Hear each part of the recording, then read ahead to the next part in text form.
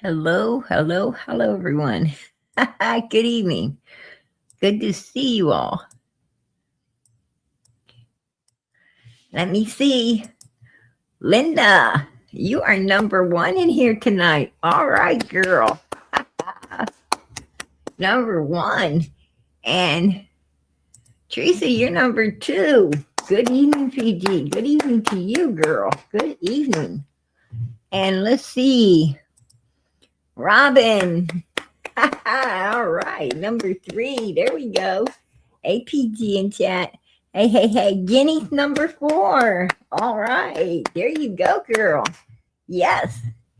And Brat number five. She slid in number five. Good evening, PG. Much love. God bless.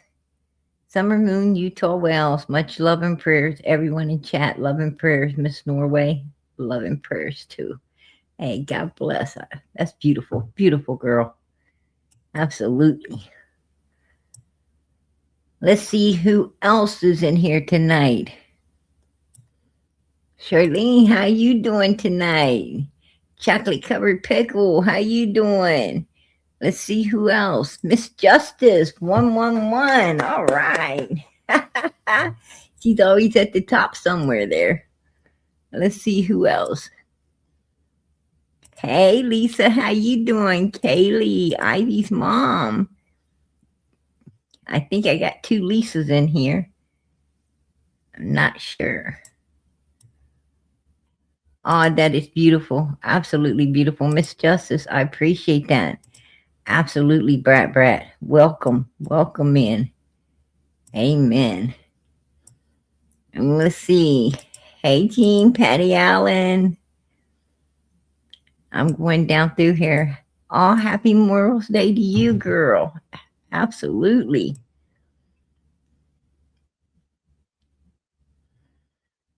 Let me see. Hey, Jamal, how you doing? Bless the family of all the fallen soldiers. Amen. Absolutely. Absolutely. Hey, Parker. Ah, there you are, Deputy Sheriff. Good to see you. God bless. Much love. Let's see. Hey, Teddy. There you are. Miss Mommy, you on here? Hello, Miss Justice. Oh, that's so sweet. Hey, Karen A.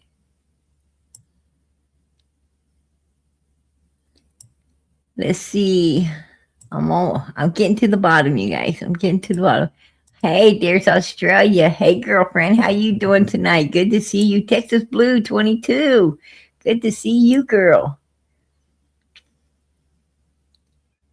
I hope I try to get as many people as I can as I go to the bottom. Arrowed House, how you doing tonight? Hi, mods in chat. Hello to you. PG sounds like I'm getting a cold. Hey, Stephanie, how you doing, sweetie? See, there you are. I just got an ammo alert. Did anyone else? I don't know, because maybe it's just one area. Oh, like California. Wow. Yeah. Those are scary. Those are scary. Usually, you know, God forbid it be something bad. Usually, a lot of times it's just custody troubles, and they're able to, you know, fix it real quick. Hope it ain't nothing bad though. Sometimes it's not. Hey, Carrie, that's beautiful. Absolutely. AC, that is so cute. That is so cute. Ah, there's lovely London. How you doing? Hey, Kay, how you doing tonight? Good to see you, sweetie. I'm doing all my howdies to everybody. My dad is on a cruise. That's a cute name. My dad is on a cruise.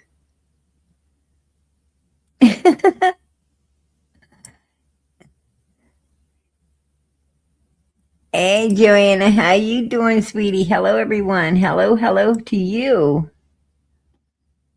Good to see you. I do, baby. How you doing tonight? Yeah, there. We got another Lisa. We got another Lisa. Right back. Good to see ya. Hey, Caroline. How you doing, sweetie? Let's see who else we got in here.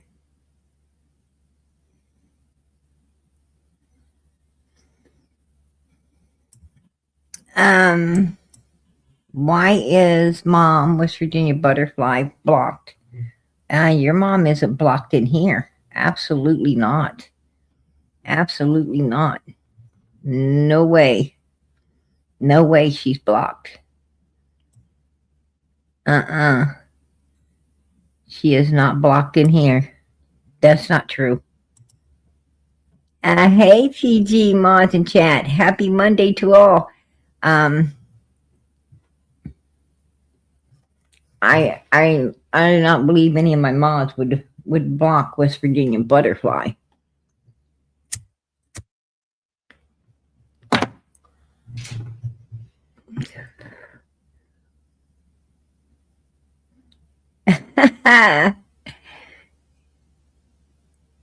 Hey, happy Monday to you. Happy Monday to you. I got my mind somewhere else. I think I said Mother's Day, not Monday. Oh no. I was focusing on would they block West Virginia Butterfly or not? It's like, oh, I don't know. Hey Summers Angel, how you doing, sweetie? AKA PG's little girl. Good to see you. Stephanie, that is beautiful. Absolutely adorable. Hey, there's Grammy. How you doing? Good to see you. Hit that like button, everyone, please, and thank you. Amen. Hey, girl, I appreciate that. I appreciate that. And there's Molly. There's Molly. Molly, is West Virginia Butterfly blocked? Is West Virginia Butterfly blocked?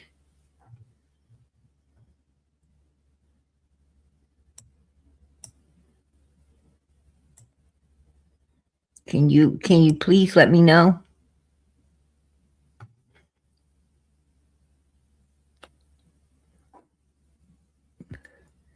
No, she is not blocked. Okay. Okay, I appreciate that. I appreciate that. They said no, she is not blocked. She is welcome to come up on panel.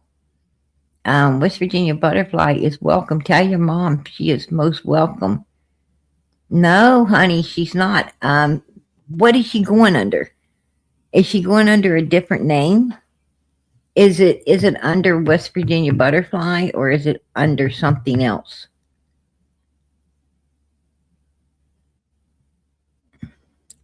Joanna, is it under your mom's name or is it under something else?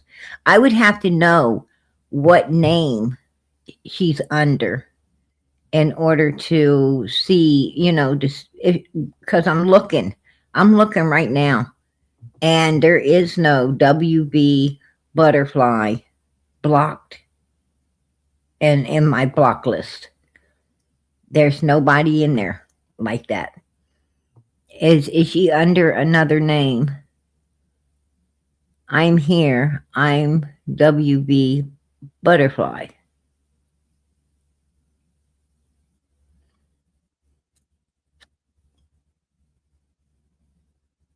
What?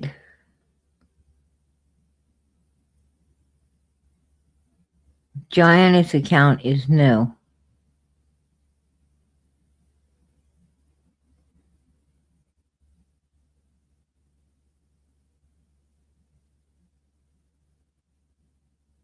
She's here. Okay, she's here, PG. All right. Yeah, because she certainly ain't blocked. In my she is not in WB Butterfly is not anywhere, and I'm going down. Trust me, there's a few people in PG Hill. She's not one of them. She's not one of them.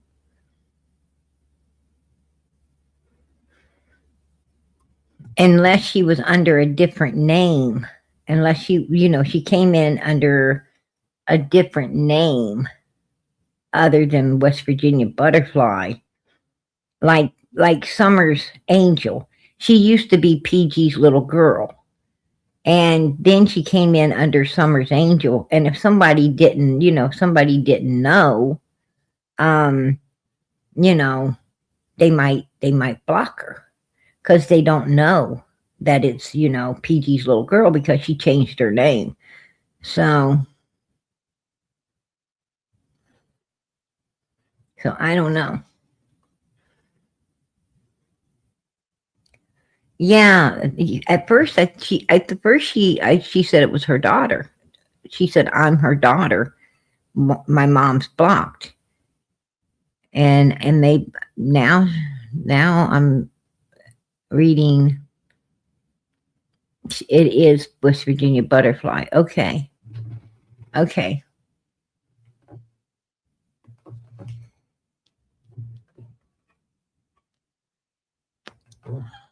She can't come up on her phone.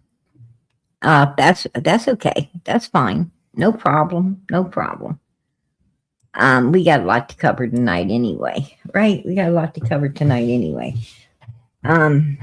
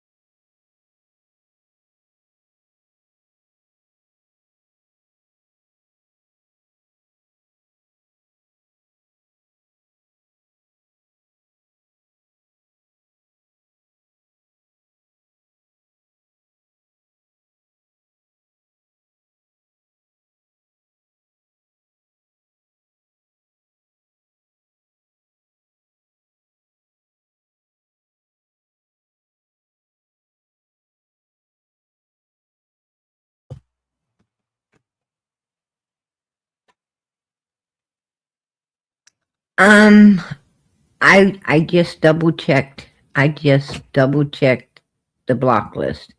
Took my time, went down through everything.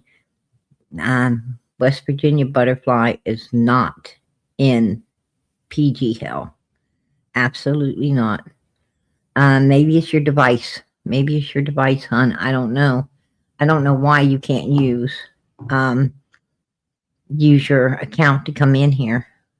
I have no idea. All I can say is you're not in the block list for sure. I didn't think my mods.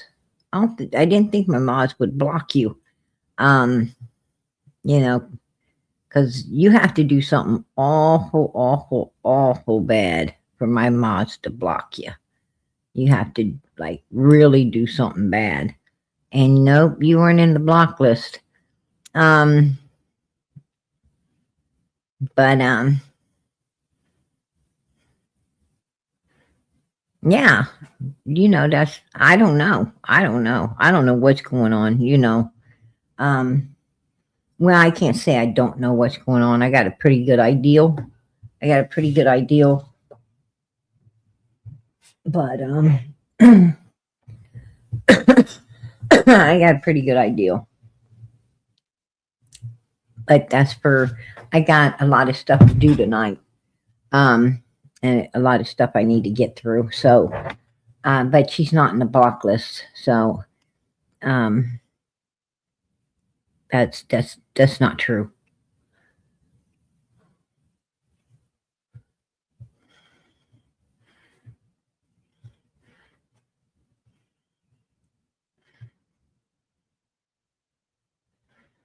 Hey girl, how you doing, Bridget? Good to see you. Good to see you, girl.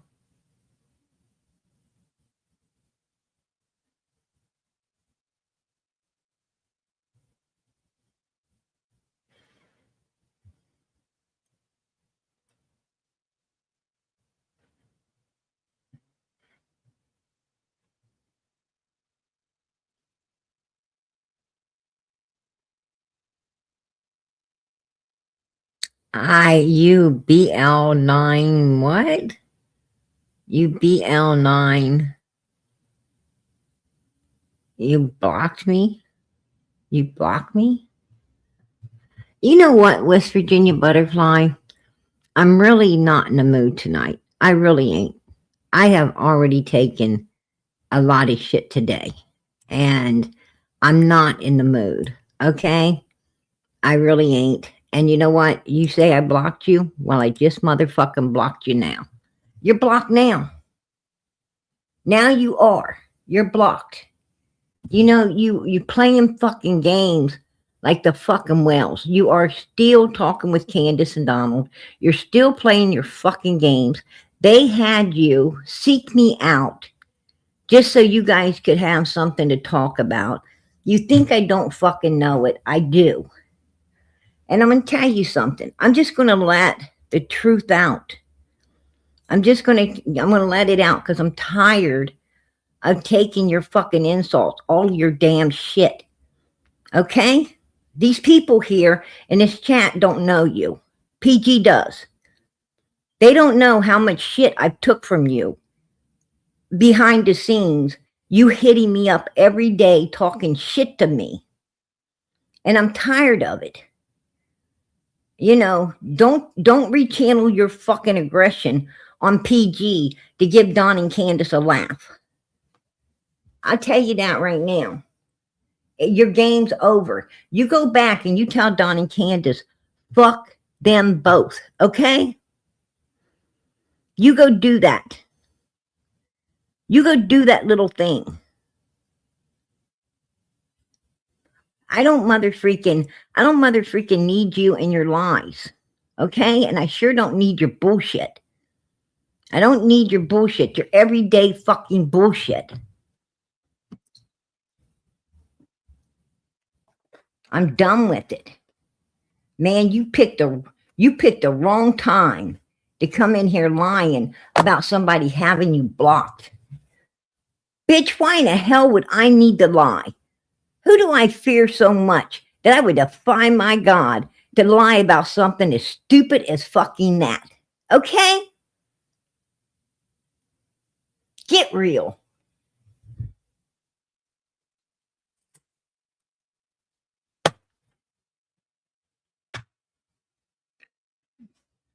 I hope Donnie Candace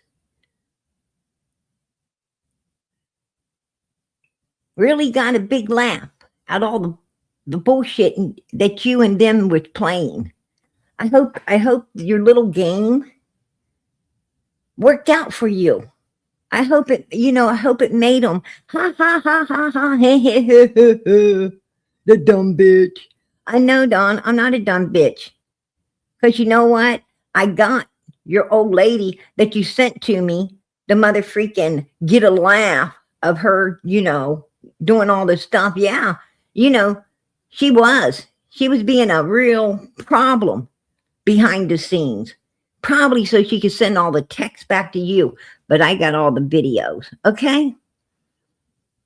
Because in the video, she's telling a whole lot of stuff about everything you and Candace are saying to her, right? And I just want to let you know, Don and Candace, she's the one that actually let the paper out, Okay? There you go. Ha ha ha ha ha. How funny is it now? How funny is it now? And tomorrow night, I'm going to bring every bit of the recordings. I'm going to start every bit of the recordings. Everybody can hear everything. Everything. The stuff she wanted me to remind her of up here so she could be up here and get all kinds of attention. I'm just going to bring it out. And you can hear it out of her mouth anyway because I recorded every damn bit of it. Okay? Every fucking bit of it. I'm not, don't fuck with me. People ain't good at this shit. They're just not good at this shit. Them fucking haters and game players, they're not good at this shit, right? They ain't good at it. Don't mess with me. You don't know what you're messing with.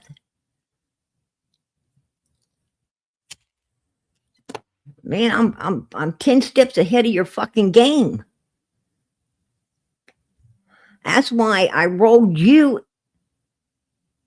And Candace, Donald, I rolled you motherfuckers, and you still can't get over it. You can't get over it. You're so used to rolling all these people off the heel and getting your little cronies, like West Virginia Butterfly to try to infiltrate and cause a bunch of problems over here. No, she's not going to play those fucking games. Not here. Not ever. Right? I'm sick of this shit. And I'm not in the mood for it. I'm not in the mood for it today. Right? I've already put up with that freaking evil, black, twisted tongue Pamela Tate. Right? Running her sut about PG did this and PG did that. No, PG didn't do anything. If you're going to run your mouth, Pam, why don't you learn to tell the truth? Why don't you learn to tell the truth? Oh, PG told the Wells how to pass a lie detector's test. You dumb bitch. If I told them how to pass a lie detector's test, they would have passed it. They would have had the papers to smile and brag about how they did pass it if they would have been talking with PG, and I would have been, willing to give them that kind of information. But you know what, Pam? I didn't. And they failed the mother freaking test miserably, okay? You might not understand that, but everybody else out here does. Quit your damn lying. I didn't help them freaking pass nothing because the fuckers didn't pass it.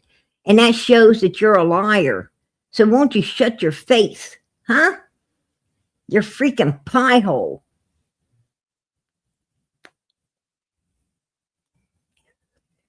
And PG wrote him a letter. Why would I write a letter for somebody to go on the fucking interview panel? Why would they need, Don's going to sit on the interview panel and hold up a letter that PG wrote and read it to him. Hello, interview panel. I'm going to talk about whatever you want me to, and I'm going to answer every question correctly. And I'm going to, tell you all about June 15th, 2021. What? Are you kidding me? How in the hell could you write a letter for the interview panel? One, Pam, I wouldn't know what they're going to ask him. I didn't even know Don went on the interview panel until he was there talking about how Candace wanted nothing to do with it. And that's when I found out that he was even doing it, for one, Pam. And for two, you don't know what questions they're going to ask. So how in the hell could I write him a letter that's going to answer all the fucking questions that I don't even know what they're going to ask? You're a real dumbass. You're a real fucking dumbass. And, and a sorry ass liar. You just don't make your lies don't even make no sense. Why don't you think about what you're lying about before you lie? You should say, when I go to tell this big fucking lie, is it going to sound legible? No, it didn't. No, it didn't. Now, I did text Don, Pam. I did text Don when he said he didn't talk about Summer because he didn't know how to express his feelings. And I did text him, you know, how a normal parent would be able to express themselves in order to get him to talk, in order to have him start talking. Yeah, Pam. And you know what? It worked. It worked. Because he wanted to come out and brag, and people got to see a whole lot of stuff they wouldn't have got to see. They got to know the Wells in a way they wouldn't have known the Wells, what fuck ups they are, if it wouldn't have been for that text. Okay? So shut up. You have no idea to my madness. Not none. You wouldn't last fucking 2 seconds in my head, Pam.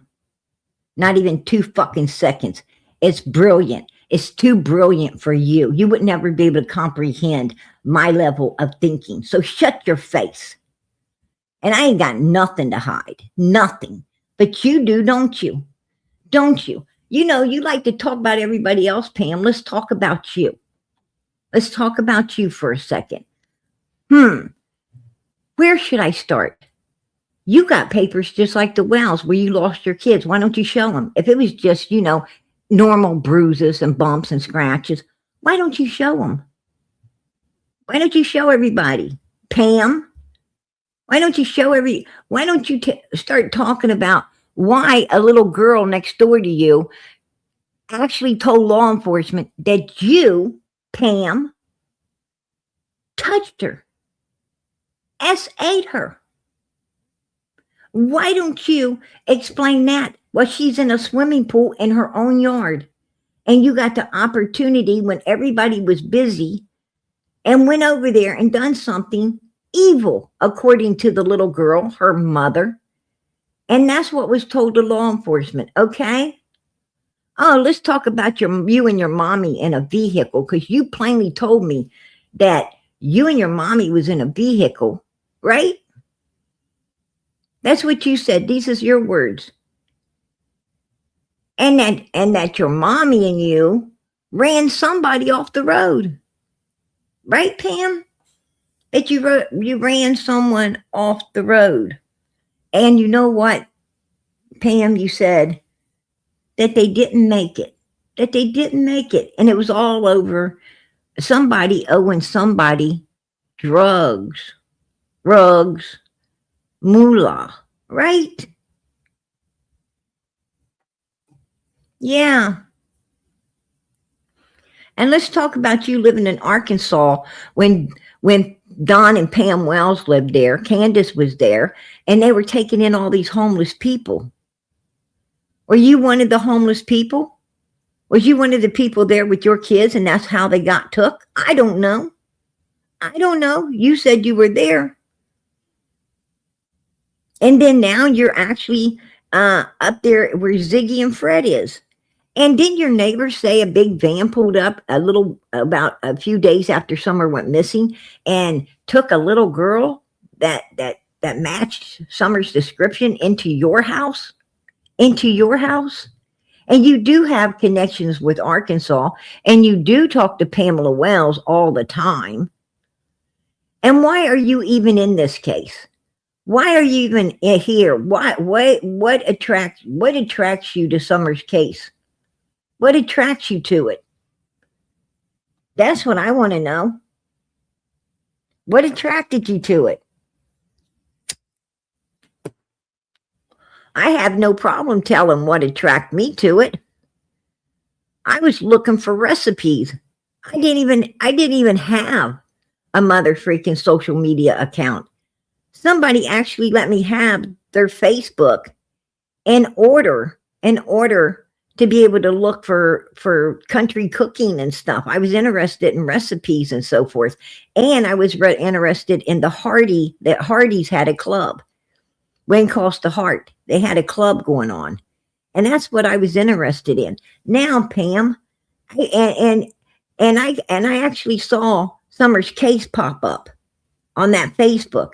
And that is what, alerted me to this little girl's case. But what alerted you? What alerted you to it? I have no reasons to lie, Pam. I ain't got nothing to hide. Nothing at all. But it seems like you got a hell of a lot to hide. Seems like you're all whispering up in the bushes, telling people how, Lisa J, like the whole little group, including myself, you were in there talking about, you and your mom, having road rage on living some guy because you owed rug money, right? Well, he won't be rolling out no carpets anymore.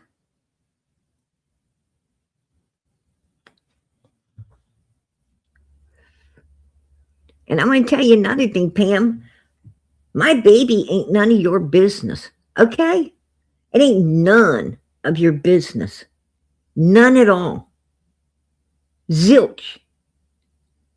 Not one lick. Is it your fucking business? So why don't you keep your mouth off of my baby? I don't even want you thinking about it. Knowing what you are was accused of doing to the little kid next door. Don't even think about my kid.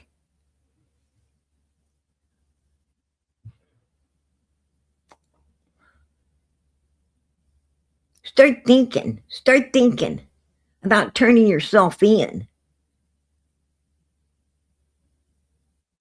for these horrible things that you were accused of. And in my opinion, I think you did. I think you done it.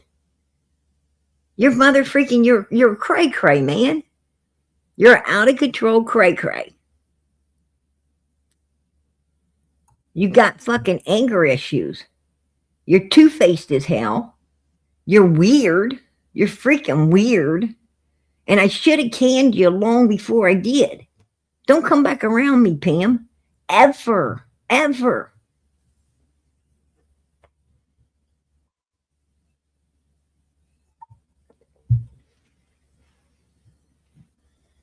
I don't like untrustworthy bitches.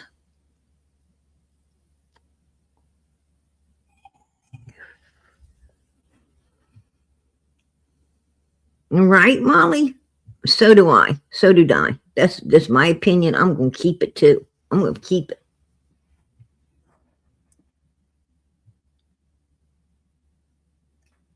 But yeah, absolutely.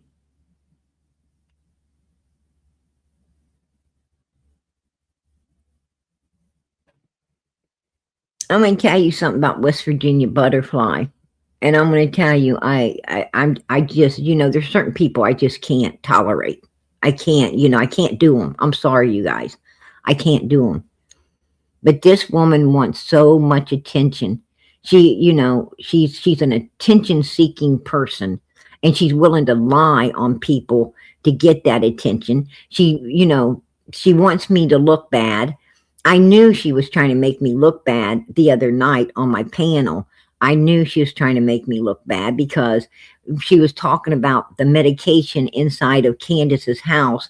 And then that wasn't her daughter in the chat. That was her. That John Gear or whatever, that's her. And she was writing, yes, it was Candace's, medication. And no, it wasn't. It was Candace's. And she was working to try to turn the chat on me, which, the chat ended up doing. But, it was all her.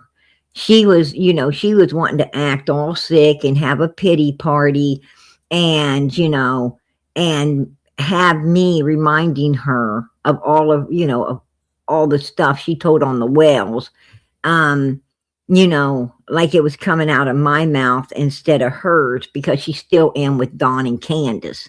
She's still with them trying to play games and get a big laugh out of, coming over here and causing a bunch of issues. between, between me and my people, and I'm not going to allow it.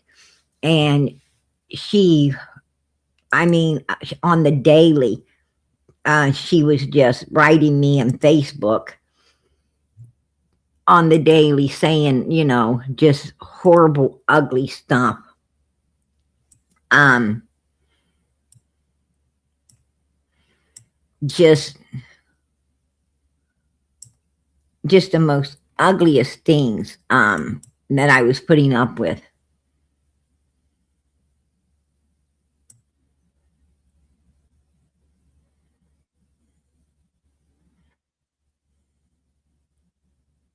She says, I've been getting anonymous messages that just disappears. They just, these anonymous messages just disappears, telling me you're using me, telling people stuff about me, but no better. I trust you. She's lying. Nobody was writing her. Nobody was saying that kind of stuff about me, that, I was saying anything about her, because I wasn't. I wasn't saying a word about this older lady, not a damn word. But she was making shit up. She was making shit up just to try to, start some issues. She said, 13 hours ago, I thought you weren't going live, sissy hun. I won't bother you anymore. Like I went live. No, I did not go live that particular day. I think it was either Sunday or Monday. I didn't come in because I was super mother freaking tired. I mean, I was like I was walking on clouds. Let me tell you right now. I felt like I was in a dream. Like I was in a dream. I was so tired. I was real airheaded. Felt like you were on a moving boat, and I was just freaking super tired. And I wasn't coming in because I needed to try to catch some sleep. You can't walk around with mother freaking sleep deprivation all the time. And I needed some rest. But she wanted to cause a problem, like, I came in when I didn't. Like I snuck in there and did a live, behind her back. Are you fucking kidding me? I mean, this is the shit I'm putting up with, and she's like, and this is like, repeat it, sissy, message me back. I don't know what I've done. I don't know what I've done. She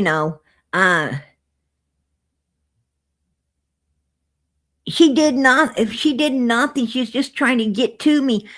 I couldn't message her back because I got a freaking job, and I'm not going to lose it to message people when I'm not supposed to. Okay? I mean, and this is the shit I keep putting up with and putting up with and putting up with.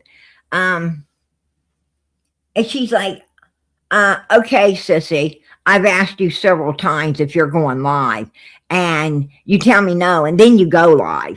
That's not even the fucking truth. Not nowhere in here you see me tell her that I'm not going live and went fucking live. I mean, I was having to like pamper her ass, pamper her ass just to get her to, talk and tell what she knew about Summer and Summer's case, and you guys don't even know. My fucking struggles. You don't even know my fucking struggles, baby, with the shit I put up with just to get information for this little girl and other missing kids. You don't even know. You don't even know. And I'm going to tell you something.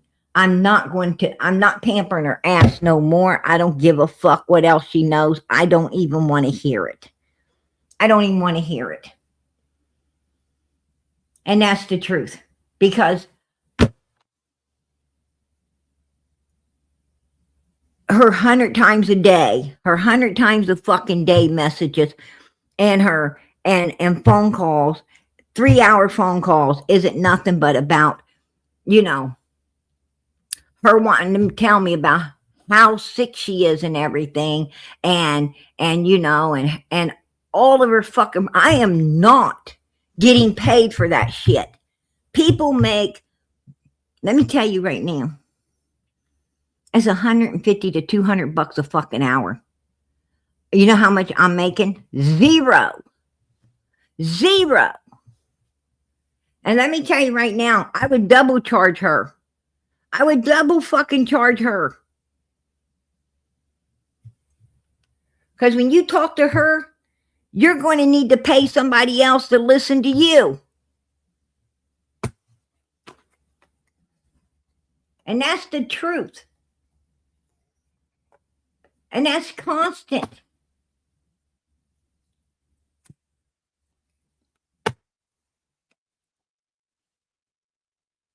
I mean, she was just looking, playing games, and looking to try to irritate me.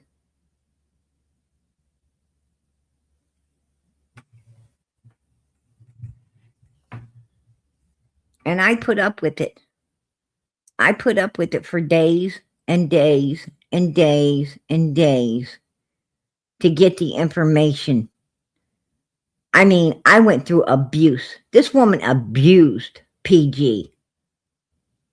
I went through that abuse to get that information for Summer. To get that information to help other kids be safe.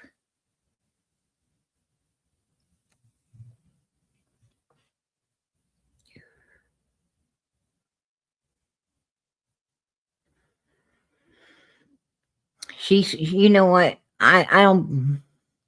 Yeah, she said that she offered White Boy and this old lady money, but then she says and tells me she needs money. She says she said she gives the Wells all kinds of money, and then she tells me that she's broke. She can't even afford some teeth in her mouth. You know.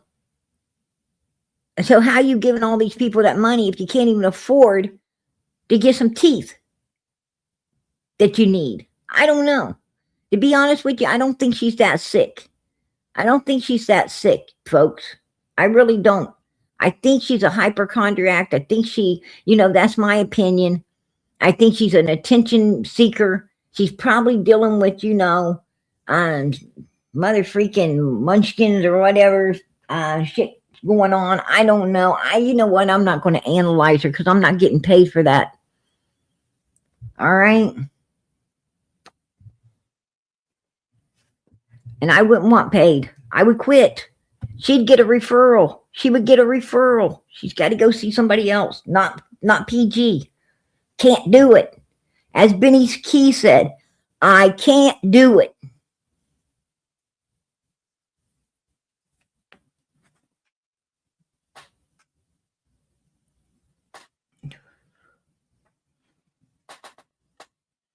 I'm going to tell you that, Sally.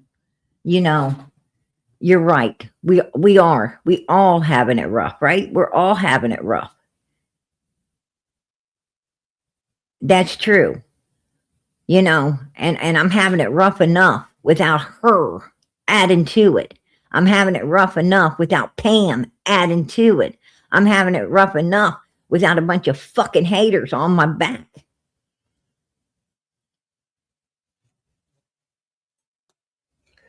Just saying.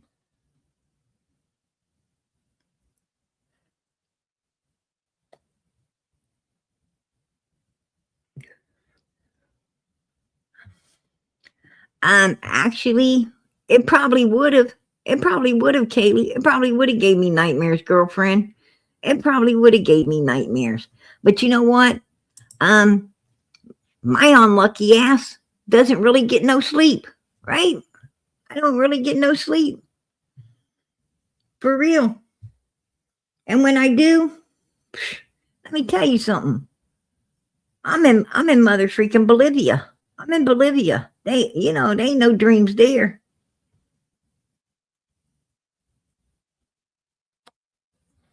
It's like lights fucking out. I ain't seeing shit. I'm too tired to fucking dream.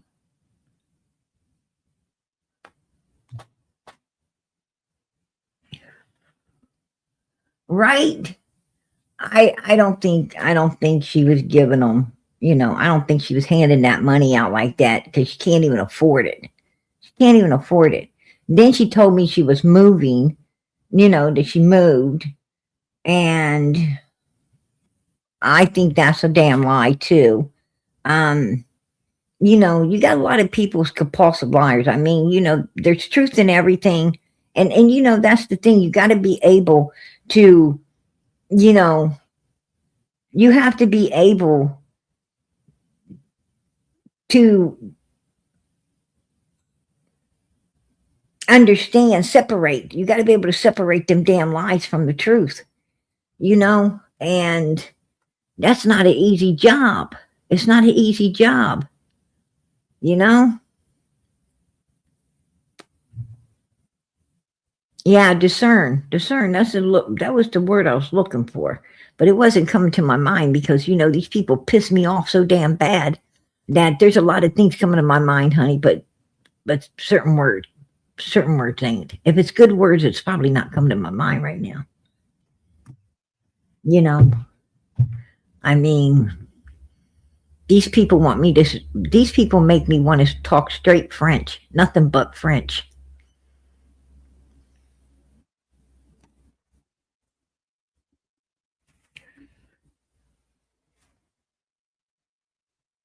And, that's what got me so upset, the other night. When I shut that live down, I'm going to tell you what got me so upset.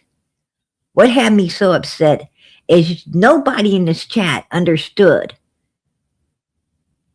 Nobody understood the agony and the bullshit.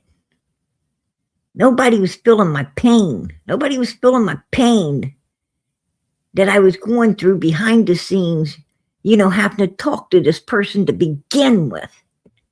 Nobody behind the scenes knew, how this lady was. They had no idea that it was an attention seeker and she uses her health, to suck everybody, you know, fucking dry. I ain't going to get sucked dry. Why? Because I don't have to. I don't have to. Man, I was like rebuking all that shit. You guys don't know how many times I had to rebuke that shit. And then she's telling me about she got some big fucking black thing walking around her house and talking about, how she picked me. I chose you, PG. You know how scary that fucking shit is? To hear somebody talk like that? I'm like, what the fuck? And I still stuck in there to get the information for Summer. I'm like, well, this ain't my first rodeo walking through hell. Sure hope Jesus is with me.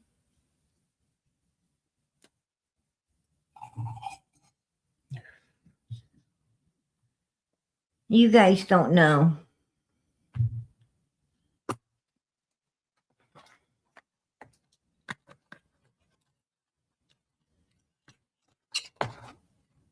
Oh, yeah. The lady across the street had to put a restraining order on Pam. Pam was going out in her yard every day, staring at the lady across the street.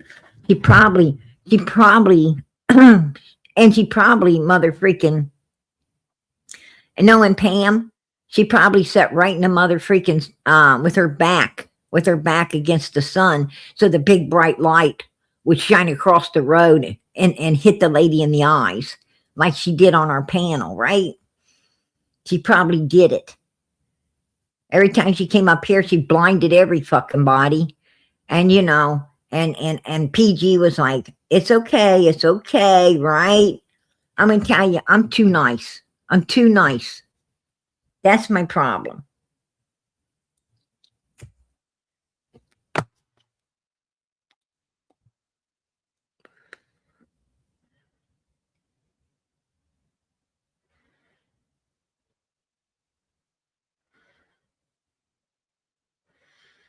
I'm gonna tell you, and yeah, and that's another thing. Somebody in that chat was like, PG was talking about uh base brownies in the basement, brownies in the basement. Bitch, shut your mouth. You need to shut your mouth. Have I been talking about any brownies in a while now? Hell to the no. But bitch, if I want to have a brownie, I'll have a fucking brownie. If I want to have a shot of whiskey, I'll have a shot of whiskey. If I want to smoke a mother freaking whole carton of cigarettes, I'll do that too. You don't tell me what the fuck to do. I'm a grown ass adult, bitch. You don't tell me nothing. I'm a grown ass human. You don't be telling me shit.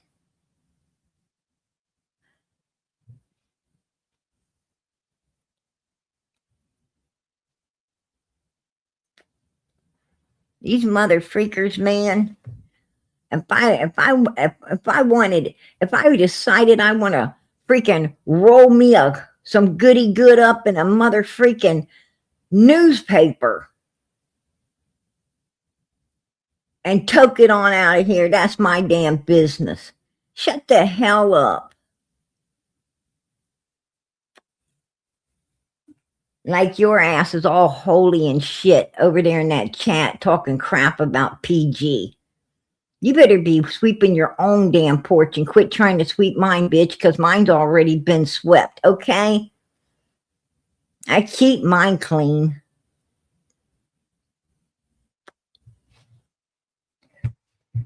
Nosy ass fucking bitches.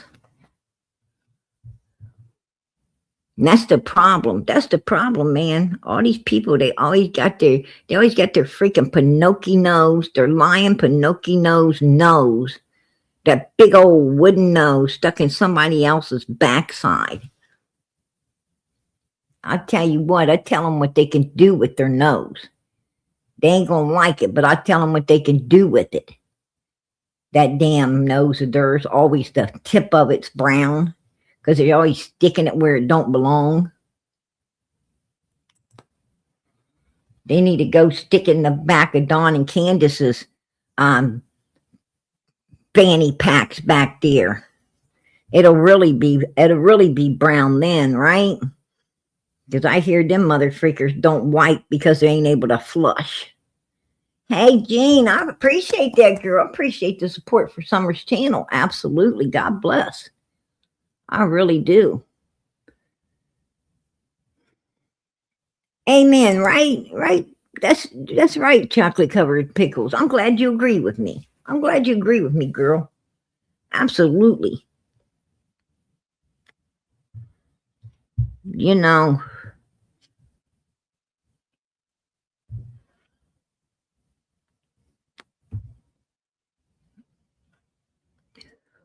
right? Exactly, Teddy. Exactly. I'm going to tell you something. West Virginia Butterfly was sent in to infiltrate PG in this chat by Dawn and Candace Wells. She was sent in here to, to do some damage. And, I was on damage control, right? I was on damage control. And, but in the meantime, she did want to tell a bunch of secrets, whole bunch of stuff, that that was going on Ben Hill Road. One thing I know about people, if they know it, they're probably going to tell it. And and if you handle everything the right way, well, they're going to tell it all to you, right? And trust PG. I know how to handle things. I know how to, I know what I'm doing. I know what I'm doing.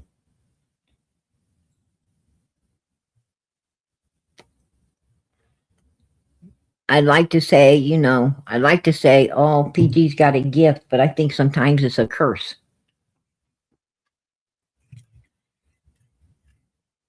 Just saying.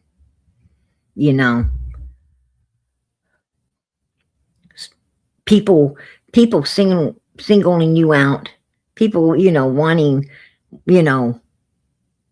to just talk to you. They don't even know you. I mean, she isn't the first one that has, come into my life looking to do damage and ended up spilling all the beans, right? She ain't the first one. People like to talk to PG. They like to, and I like to talk to people. I like to talk to people, but I don't like to talk to people who, have an agenda, I mean, they like talking to me, but they're looking to, catch me turned around. You know what I'm saying? They want to get at my back. That that don't work out too good. That don't work out too good. I'm gonna tell you what. It don't take me 2 seconds to understand whether you got my back or you don't. 2 seconds. That's it. That's all I need to know if you're genuine or you ain't.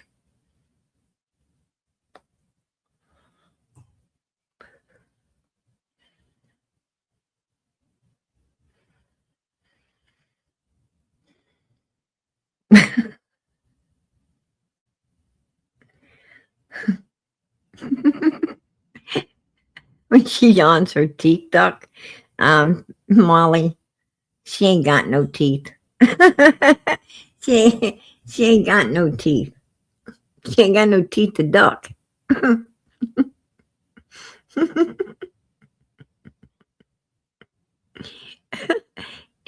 You must be getting Pam and your girlfriend Grandis mixed up, Molly.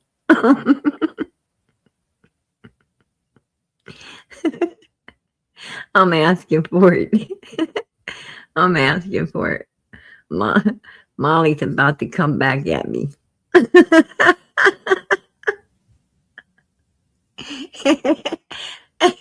I give Molly the shit. Molly gives me the shit. I love you, Molly. You know it. You know it, girlfriend.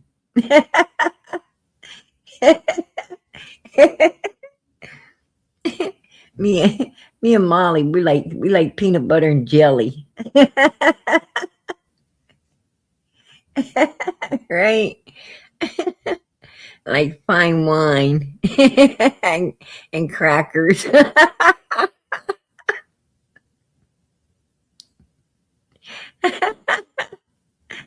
Oh shit.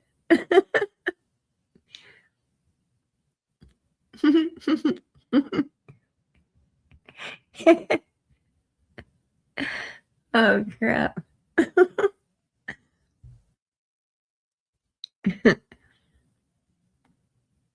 Exactly, Kaylee. Exactly. You can't fix stupid. I don't like to talk to people who try to underestimate my intelligence level. I don't like to talk to people who, I done figured out who and what they are, you know, within the first couple of seconds. Um, I don't, because she kept I knew Dawn and Candace Center because she kept gouging, what's your kids' names? How old are your kids? Getting all, you need to trust me. You need to trust me, PG. You can trust me. Bullshit. You fucking kidding? Man, I know better than that. I mean, damn. Man, I knew not to trust people. I knew not to trust people when a mother freaking came out and the doctor smacked me on the ass, right? I'm like, oh, fuck. Can't be trusting these humans.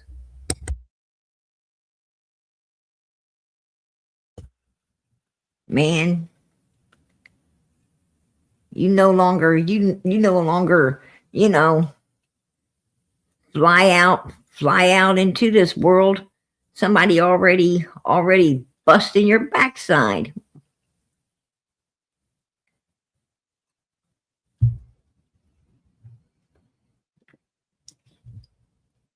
All trust was gone.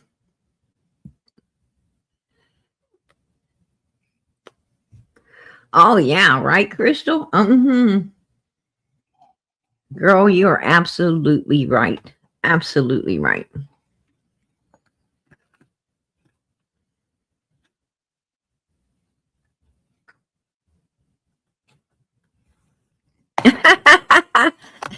Right? Exactly. Exactly. Anyway, I'm gonna tell you, I already had a bad day. I already had a bad day with Pam. I didn't even, I don't even watch. I don't even watch Brooks. I don't even watch her. I don't even bother. You know, but luckily, I had some people watching PG's back, and they let me know what was going down. They let me know what was going down, and I appreciate that. You know who you are. I ain't going to say who you are, but you know who you are. And I appreciate it. I appreciate you having my back like that. God bless you.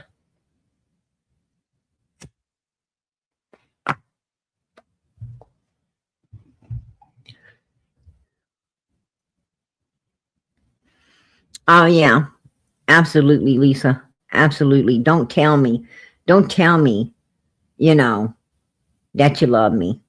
Don't tell me that you trust me. Show me. And I'm going to tell you something.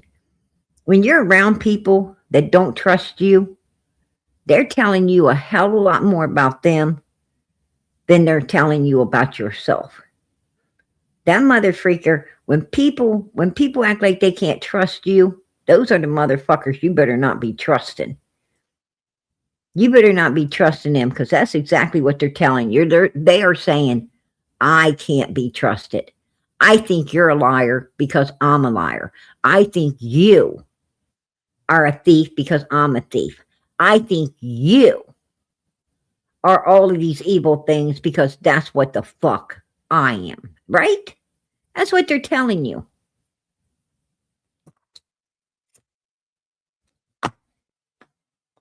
And you know what you need to tell them? I tell you what you need to tell them. You need to hit the fucking door. Right? And don't come back. Don't come back, Jack. Get on the fucking bus, Gus. Make a new plan, Sam. Right?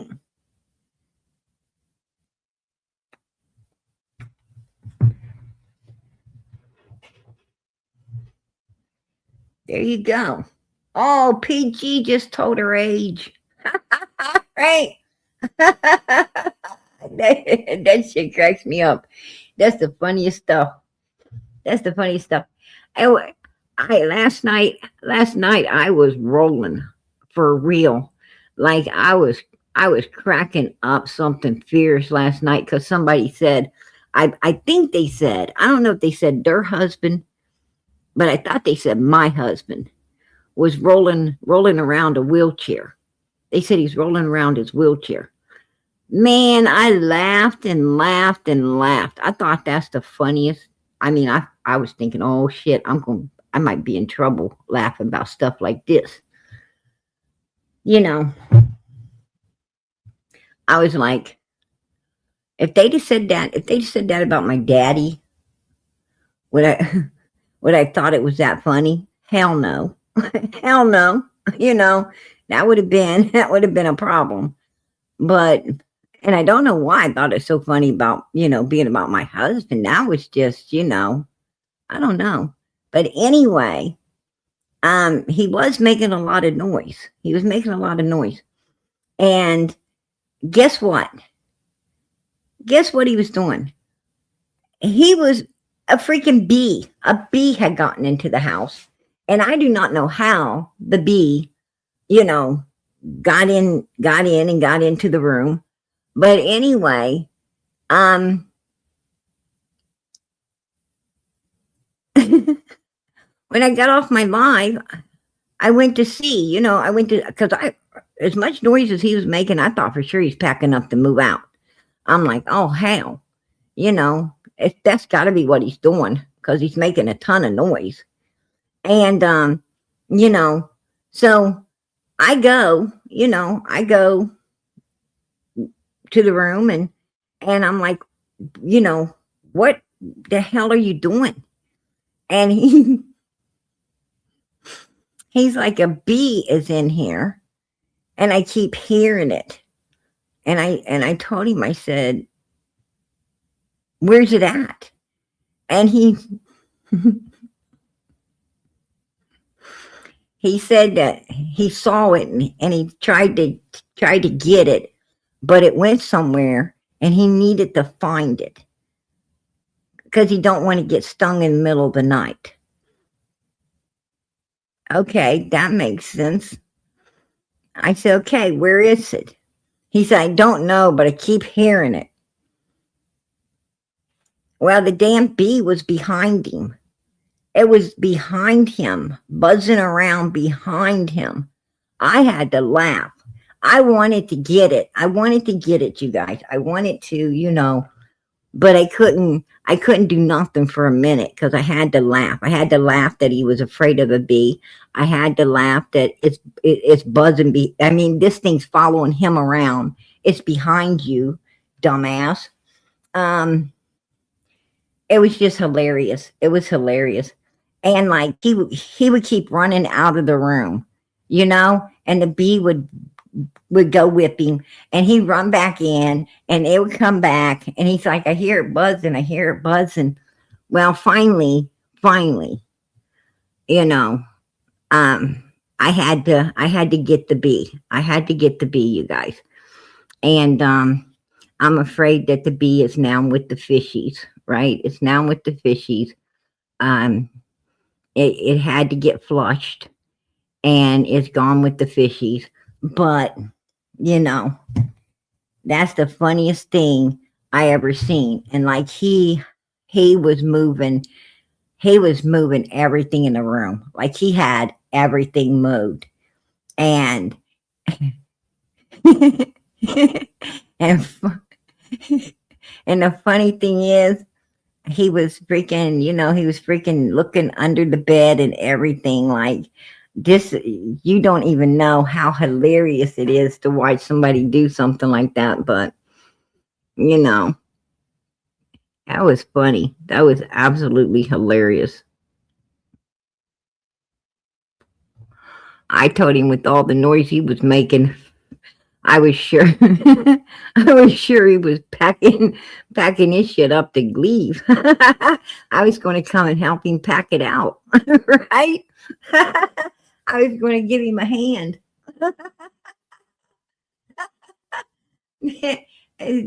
I will tell you.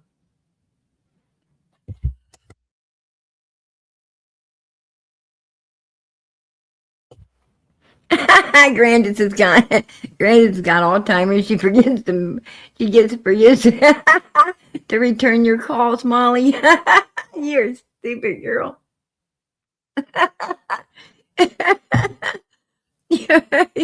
You're a mother freaking. Oh my God.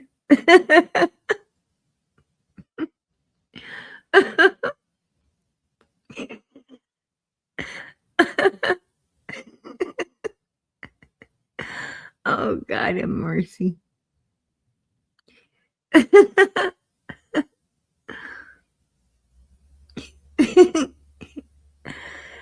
going to tell you something. Bees don't scare me. They don't scare me. Spiders don't scare me. But I sure get a good laugh. I get a real good laugh when I see somebody, especially like my husband, a man. He's a man. Ain't he supposed to be the one? Isn't he supposed to be the one to getting, the freaking spider? He's supposed to be the one getting the bee. He's and he's running from it.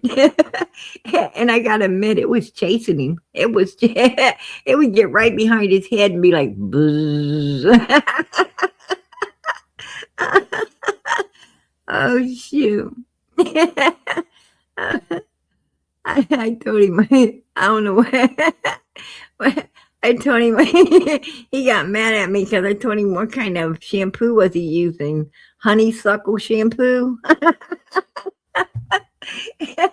I told him he must have been using up some honeysuckle shampoo. he got all upset. I'm glad you find it so funny.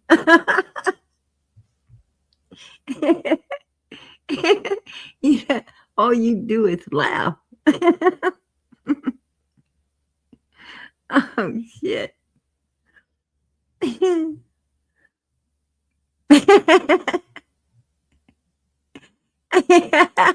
Oh my gosh, that is hilarious, Jane. She said, confusion going, and someone was saying they loved Dawn.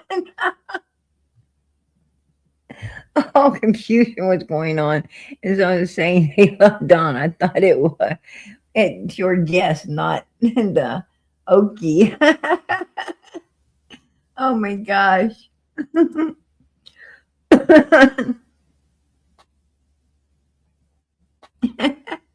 I'm gonna tell you, you know, I guess Candace's pissy pillow really brings the really brings the boys and girls to the yard, right? Brought Benny to the yard.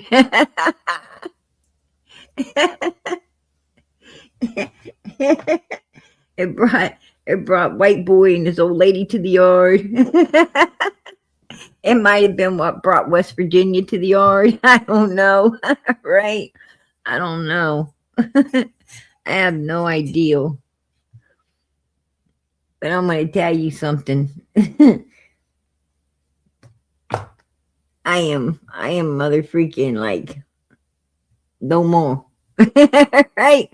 No more. I can't do it. I just can't do it.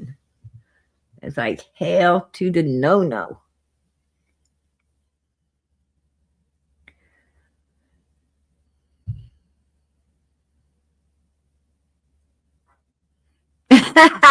Roach jerky.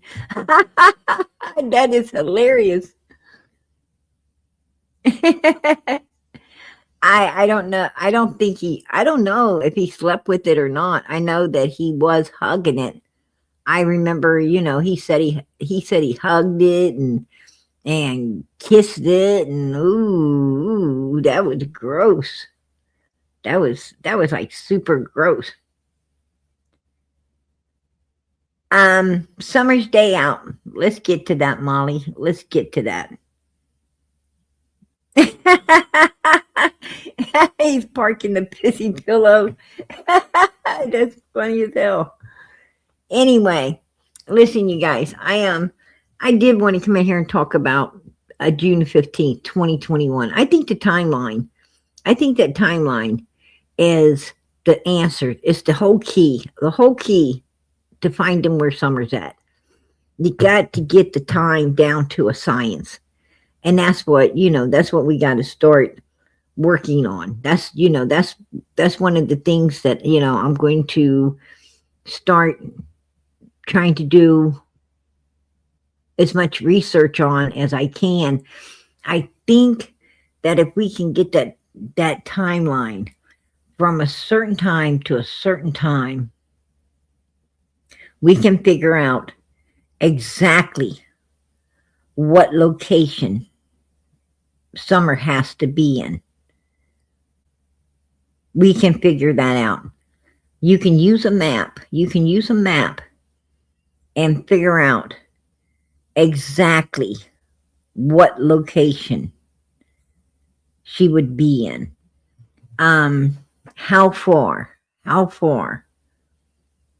from Ben Hill Road. You got to, I have to call a few people. I'll have to ask some questions, some of it will be very morbid, some of it will be very morbid, but I would have to ask um, some different people that does, that's their profession. Um, what the timeline would be on certain things, right? How long will it take to do this, and how long would it take if they were to do that, and how long would it take? I think we could get it down to a science. I think we can absolutely rule out and rule in what the truth is, and and and and maybe find her, find right where she is. Um, that's the gold. That's the gold. So PG's going to be busy. I'm going to be very busy over the next few days, trying to work that out.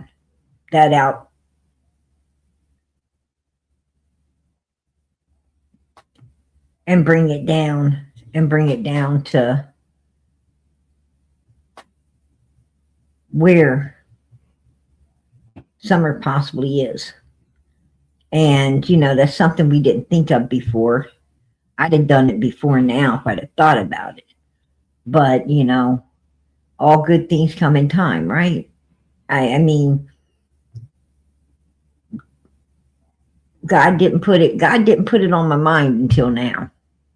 So obviously I wasn't supposed to be doing it until now. That's what I'm saying. I trust in God. I don't trust in humans. I don't trust in myself. I trust in God. And he's done a great job. He's done, an awesome job at allowing us. He's done an awesome job answering our prayers, bringing out this timeline as far as we got it already. But let's talk about that timeline. They get up Tuesday morning. Now,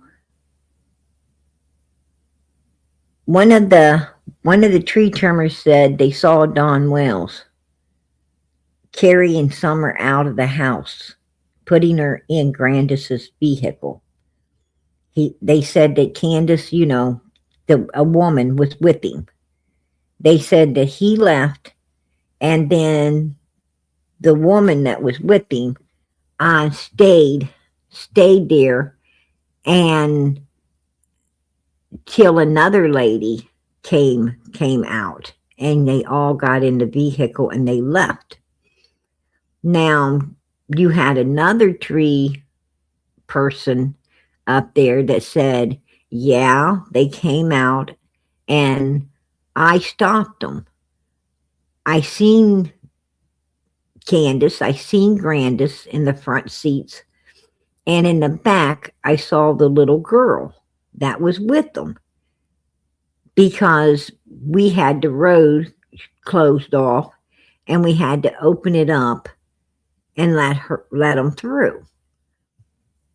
So they told law enforcement this, right? That they did see the little girl, no other children in the car, just the little girl in the back seat.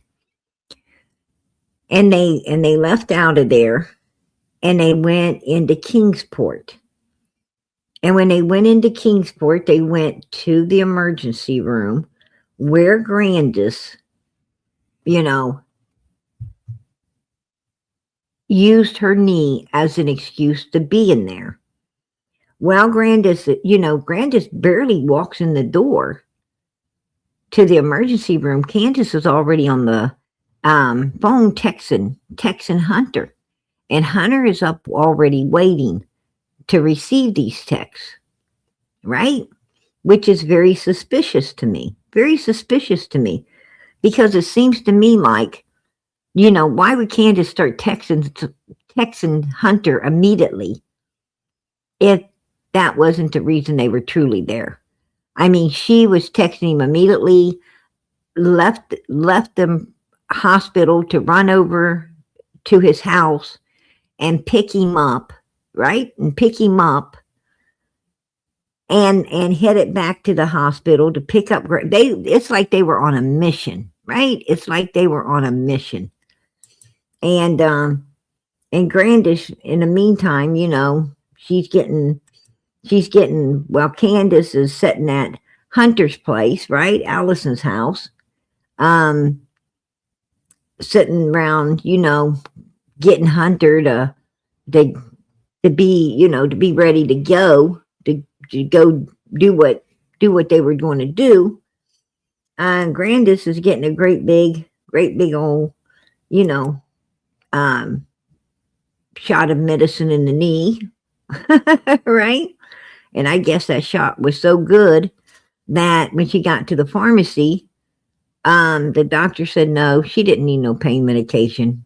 They done gave her, the big one, to fix it all, right in the knee, right? Whoa.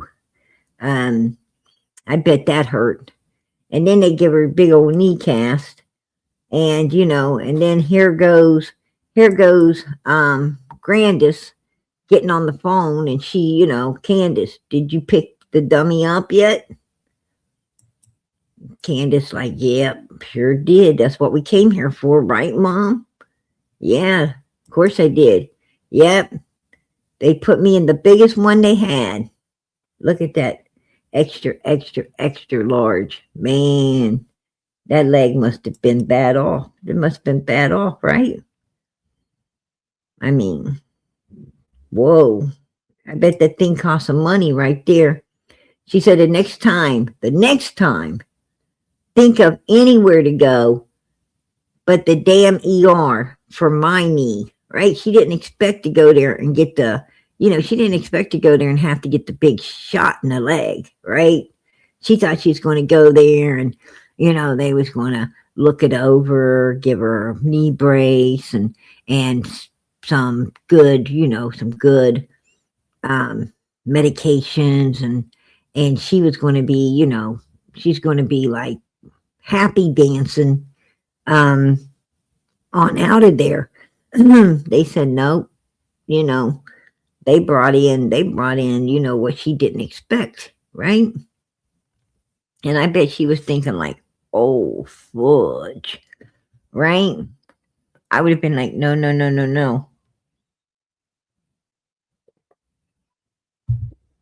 But she got the treatment. And she should have. That's my opinion. I bet they put that big old knee brace on her, and the reason it has that hole was the reason they had that hole so that doctor could take that big old, thing and fill her kneecap up. I was like, whoa. But here they are. They're off to pick her up, right? They're off to pick her up. Absolutely. There they go. And there they got her. Right? They picked Granny up. Now they're off. They're off to the swimming hole. Or no, they're going to Walgreens first. They got to go through Walgreens over the medication. Please wait. Right? So they're heading out of there. They're heading out of Walgreens to go over to Warrior's Path because, they knew they was going to have to wait on the medication. They knew they was going to have to do that. Candace was going to Warrior's Path no matter if they had to wait on that medication or not. That was her destination that day. That's, in my opinion, that was her destination. That's why she picked Hunter up, because that was their main destination to go.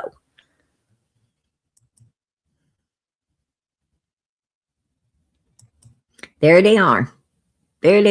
All down at the water hole, right? They're all at the water hole. Well, after that, after the water hole, there it is. They're back. They're back in the car, right? They're back in the car, going to Walgreens, going to get some slushies. You know, two blue ones, couple red ones. And Summer ain't seen because she's in the back seat against the driver's side door, right? Wet. And in my opinion, unalived. And then they head over to the slushy place the same way. They head to Priceless. Summer's still in the back seat, right? Still in the back seat looking like that. She wasn't seen. They get to Allison's house. They get back to Allison's house, and that's where they dress Summer. Summer was not put into the other outfit at the slushy place. She wasn't put into the outfit. You know, when they went to Walgreens, back to Walgreens, got the medication, went over to slushy place and went to Priceless, she was still in the same outfit, which was her swimming suit that was all soaking wet. You know, Candace didn't strike me as the type of person who would, you know, dry up and clean up and dress up her child. She didn't strike me as that. So when I saw this child all cleaned up and everything, I was thinking, oh, that's odd. That's really odd for a person like her, you know, because she had never done it before. She had never done it before. I mean, she admitted herself that Grandis didn't like the kids getting into her vehicle all wet. Right? Remember, she said that? She said, my mom, she told Chris, my mom doesn't like the kids getting in the car all wet after swimming. So that right there told us that this is a woman that does not clean up, dry up, and dress up her children after swimming. You know, probably don't even have a beach towel to give them, you know, to put around them, you know, so if they do get chilly, they can get warm.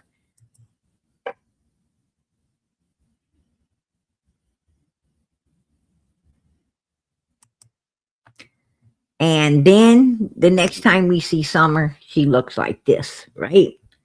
She looks like this. And in this picture, you can clearly see the box. You can clearly see the box there holding the bottom milk jug in. You can clearly see Summer's arm pinned in behind that milk jug. And you can see the other milk jug is all smashed in and pinned in to the other box over there. And you can tell that she is staged. You can tell her that her hood on the jacket had been used to position her on those milk jugs. If Summer was alive, if she was alive, why would you have to yank on her hood to position her onto the milk jugs? And if she was alive, you were pinning her in like this and pulling on her hood's going to wake her up. She's going to wake up. She's going to wonder, what are you doing? Right? Why are you doing this? No, I don't think she was with us at all in this picture. And as I said last night, I took note that the one side of her head right there, laying on the milk jug, the side that's laid, I'm going to tell you what, that is swollen. That is freaking swollen. And that eye don't look right either. The eye on that side does not look right. There's something wrong. Something wrong. Definitely wrong. As you can see, right there at the corner of the eye and that lump. She's got a lump on the head and the corner of that eye is messed up where the arrows are pointing. You know, I don't understand how forensics. I gotta wonder if Ronnie Lawson even sent that pic. I wonder if forensics even went over that. You know, that's just my opinion, but I'm wondering if it was even, really looked into by forensics. Summers' case just, it's got a stench to it. It's got a real stench to it.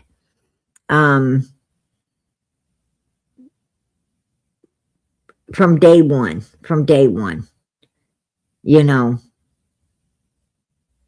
nothing seemed to be handled right. And I like to think, I would love to think that it's because it's due to, lack of mental capacity, but that's just making excuses. That's making excuses where there's really no excuse to be made. And I just don't think that anybody could be that, gullible. I don't think anybody could be that stupid and gullible to drop the ball as much and as bad as it got dropped in Summers' case. Just saying. They go back up on Ben Hill Road, right? They head back up on Ben Hill Road. And here's your visual. They're back on Ben Hill Road.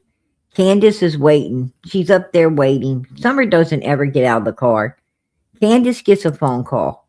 She gets a phone call from Marlena Crawford, right? Marlena Crawford, who also had her daughter up on 110 many, many times.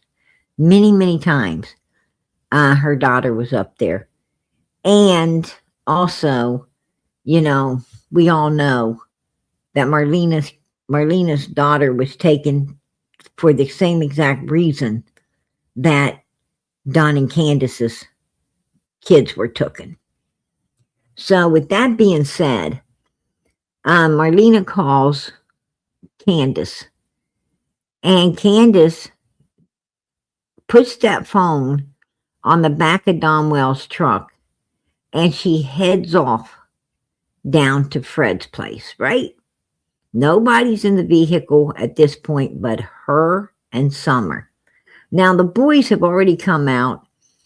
They have already gotten a bunch of groceries and everything out of the vehicle. They, have already, seen their sister, in the vehicle, thinking that she's going to get out. They probably didn't even notice if Summer was asleep or awake. They just saw her, the back of her head or whatever, or Candace opening the door, getting the milk jugs out, probably set Summer up so they could see the back of her head. And come on, sissy, you got to get out of here. Your brothers are out here. We got to go in and get something to eat. She probably was talking to Summer like Summer was, was going to be getting out of that vehicle. And the boys run back in the house with all that food. They're hungry. They're like, that was like hitting the lottery for them, getting all that food. They wanted to dig into it. They wanted to eat, and they're playing their games and they're not paying attention. And that's why those boys kept saying, we thought she's out at the swing. They told the flute player, we thought she was out at the swing. They told, Jody Sue, we thought she was out at the swing, because they did not ever see her in the house. They didn't see her on no floor playing with their toys. They didn't ever see her in the house at all.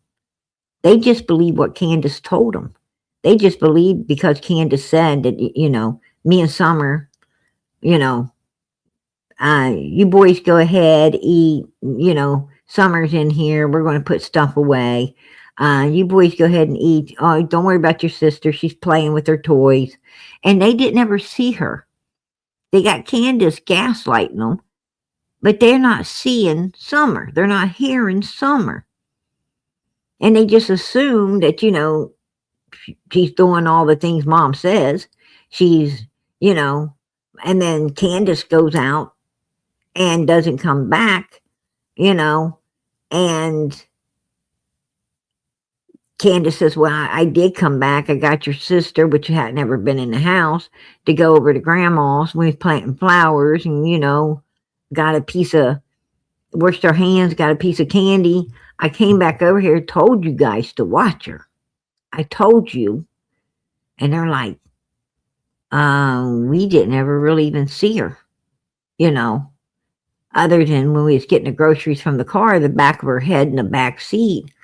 Because everything was in the trunk. You got out the milk, Mom. So we don't know. We don't know if she's awake or not awake. We don't know if she got out, she didn't get out. We don't know. Which she didn't. Candace had took her, went down after that phone call. She put the phone on the back of the truck. She took Summer down to Fred's place to meet up with Chad, while Grandis sat in the doorway of the camper to make sure that none of the boys came out looking for Summer and Candace. She sat there and made sure that everything, stayed quiet outside until Candace got back on the hill. And then, and I think where the timeline went wrong is Candace was supposed to come straight back on the hill and call 911, or call Donald to call 911. But I think where the timeline went wrong is Candace came back on the hill and went and talked to Grandis. And her and Grandis was talking and obviously lost about 30 minutes. That's my opinion. They were talking about the boys. They were talking about,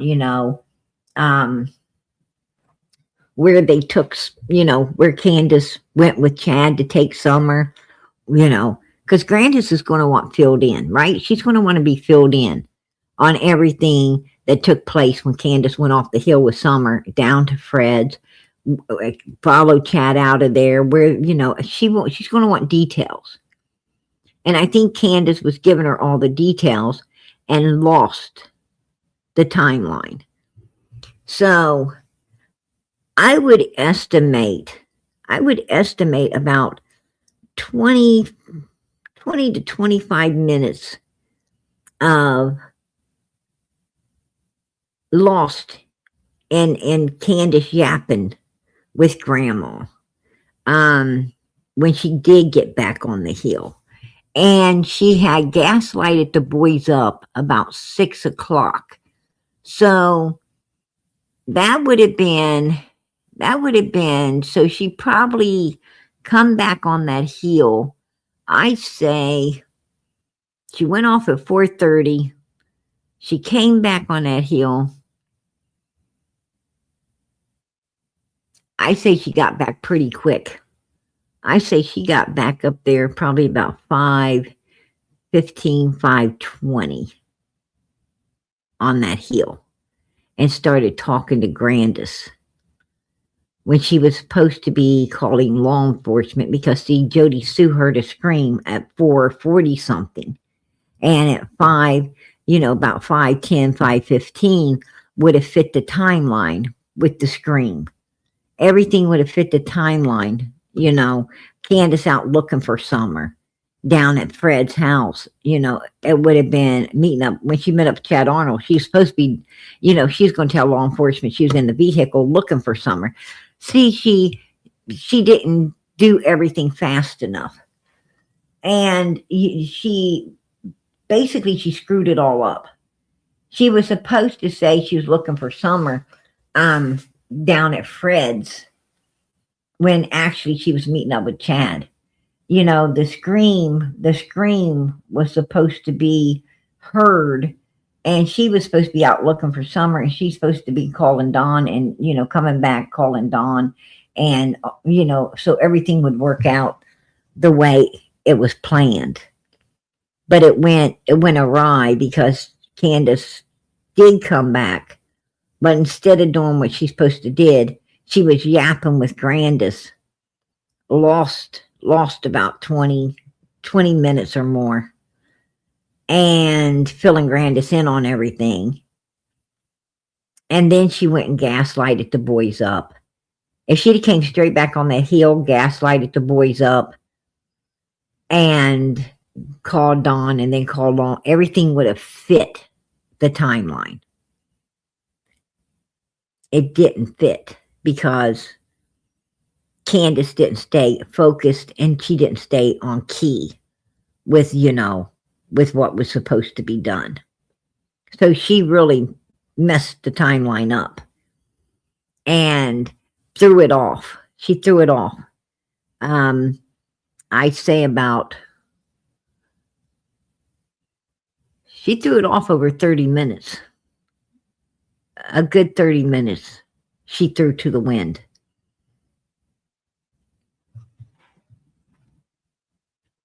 So what we're going to do is we're going to say, where could they have gotten? Where could they have gotten? You know, I ain't got it down to a science, but I bet you tomorrow I can get it to a science. I can get that to a science.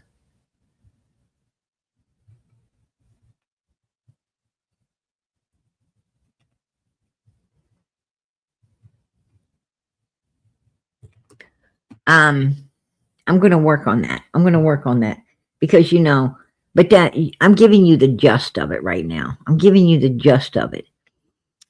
But I think I can, I bet you 10 to 1. I bet you 10 to 1 I could get it down to a science of about how far she went. And I'm telling you right now, I'm thinking no farther than across that damn road to that cemetery. And that's the truth. And you know what? I'm going to, like I put this video right here showing you the day's progress, right? How they got up, what they did. I'll put that timeline in a video just like that so that you're able to understand and able to follow it. And I think it'll make perfect sense to you. I think it'll make absolute perfect sense to you. I'm pretty sure, you know, because they say the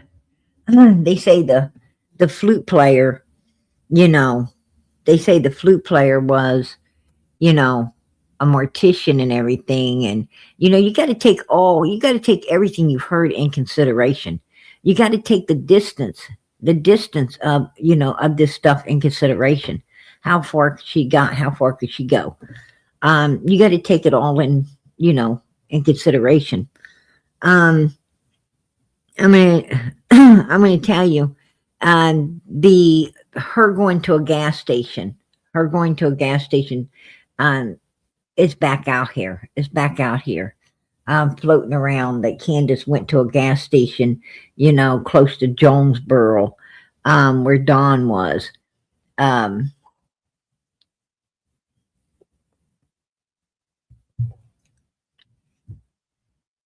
No, she couldn't have. She could not have done that because she couldn't have got there and got back. There's no way that it would fit the timeline of, you know, when they got back on the hill from the time she was able to get back off the hill to, she couldn't have, there's no way, because the timeline, she was seen, you know, she was seen going out of Ben Hill Road onto Beach Creek, with Chad Arnold. that was on a trail cam. Trail cam keeps time. And that was around 4:30 mark. 4:30. So they know the first time she came out of there was about 4:30 because that trail cam down at the end where you go out onto Beach Creek, caught it. So we got you know, a timeline of when the first time she came out of there and went someplace. Now, the thing is law enforcement should have knew when she came back in. They should have known when she came back in, unless she ran the vehicle around, there's another way in to into Ben Hill. There's another way. When you're on Beach Creek, you can come in a different way, but you would have to, you would need a truck and you would have to run over some rough shit to get into the access to the road and go around. She could have done that. I'm not saying she didn't. I doubt it. I doubt if she would have did that. So they pretty much know when she came back in. I think that she came back in with everything the way it did. I think she came back in close.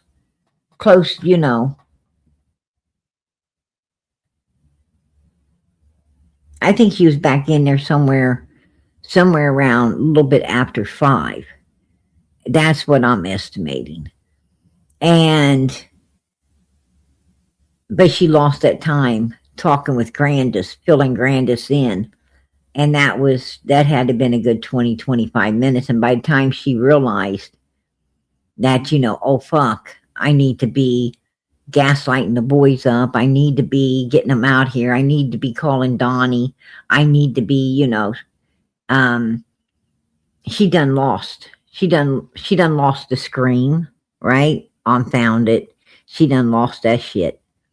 That's when law enforcement knew that thing was fake. She done lost, I was looking for Summer down at Fred's. She done lost that too. She lost a lot. And I'm sure that these people told her, you messed the timeline up, Candace. You were supposed to go straight back up there and start gaslighting everything up and moving you. What the hell was you doing? Well, she was talking to her mom. She was filling mommy in on everything. I bet you 10-1 that's what happened. Straight up. I'm pretty sure. Yeah, I'm pretty sure we solved this case. The thing is to just get this new sheriff to listen, get this new sheriff to get over there at that cemetery and get this new sheriff to check to see if there's a tote down in there with a 5-year-old little girl, right? That's what we need to do. And I'm going to tell you,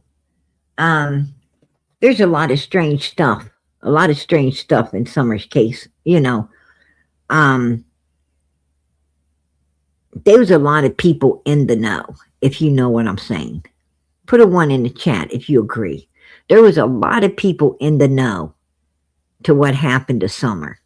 That means to me there was a lot of people affiliated with whatever the hell they were running up on 110 Ben Hill Road. That's just my opinion. And I'm gonna show you some of the people who knows this stuff. answers. I mean, I we know. want answers. We want to find her. Answers. I want to know what happened to her. Yeah. We want to know. Because she was The over here and you guys loved mother her. And We loved her like she was our own. Yeah. I tried to help with the kids and everything. Yeah.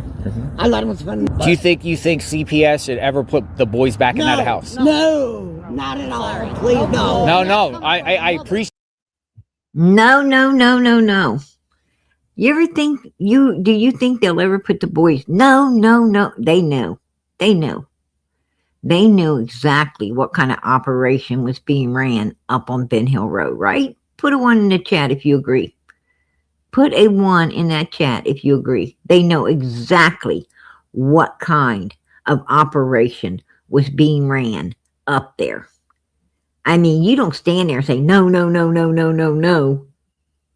unless you're in the know, okay? Right? They knew. These people knew. Matter of fact, it's my opinion that their kids were being took because law enforcement did know that they was in the know, right? They all got their kids took. And I'm pretty sure it was because of 110 Ben Hill Road and what the hell was going on up there with children, right? Absolutely. They knew. Now listen to what Granny says. Listen to what Granny, the grandbun. Listen to what grandbun says here. They fucking knew, honey. Appreciate your passion because it seems like you know, and you know. Those kids come here in the summer before Summer died. Whoa, did you hear that? They knew Summer was unalived. They knew she was unalived. Did you see that lady look at Allison and say, before Summer died? Before Summer died, she said. Right? That's exactly what came out of her mouth. Exactly what came out of her mouth. Come here in the summer before Summer died. There you go. There you go. That right there proved she slipped. That older woman slipped. She sat up on that porch. This lady sat up on the porch with Allison, talking to Chris. And the whole time they sit there, they already knew Summer was deceased, right? They already knew that Summer was brought into their house, unalived, all wet, and they had to clean her up, put her in that outfit, blow dry her hair, put makeup on her, prop her back up in Candace's vehicle, and get out of there. And let me tell you somebody else that knew.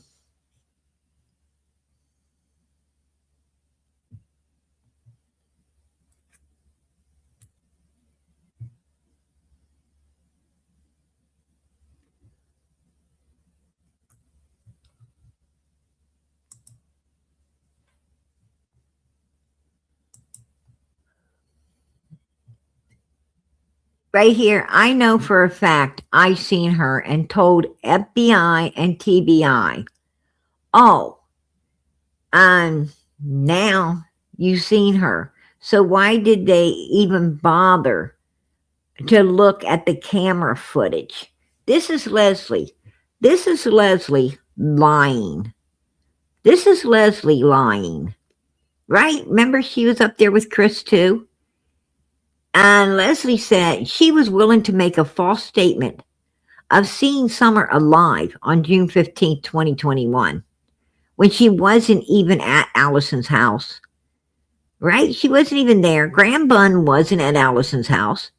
Nobody was at Allison's house, but Allison and Hunter. Even Bear wasn't at Allison's house. Bear was staying with Leslie's daughter and husband and their kids. True was God only knows where, right? But she wasn't home. It was just Allison and Hunter. And Hunter let us know that when he said, his mom was in the bathroom asleep, right on the commode. And I guess that's where she often slept. I don't know why, but, it sounded like that, sounded like out of Hunter's mouth, it sounded like that was true. And,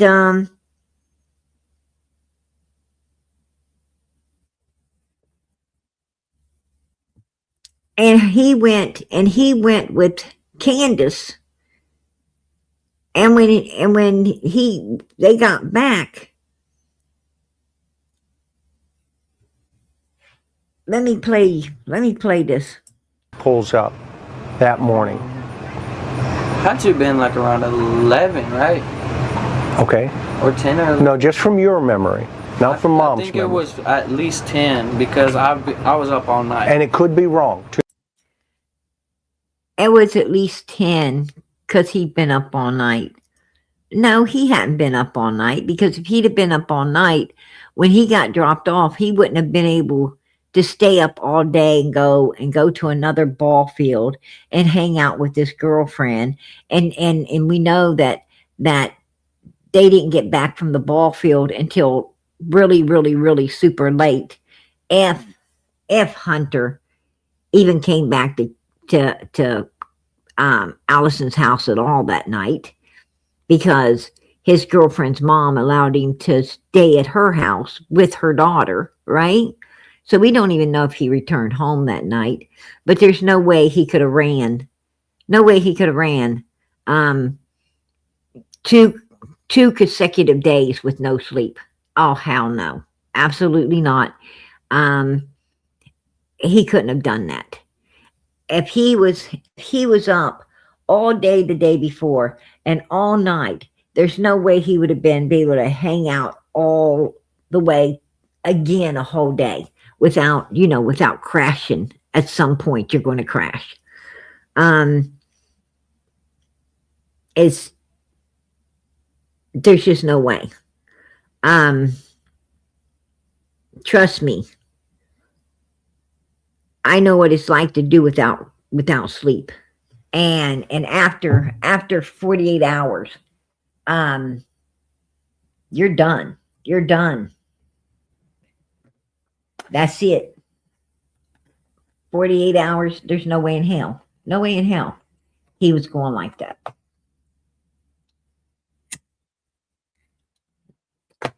You're tapping before that 48-hour mark. You're already, your body is already tapping like,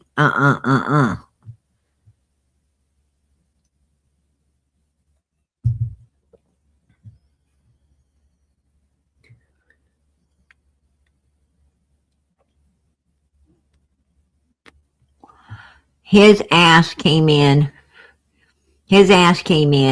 about 1 o'clock on Monday night, which would have been too early Tuesday morning in the AM.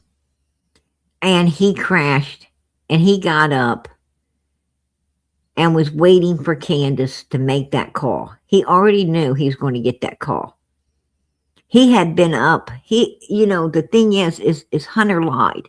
Hunter said, he noticed Summer's hair was cut.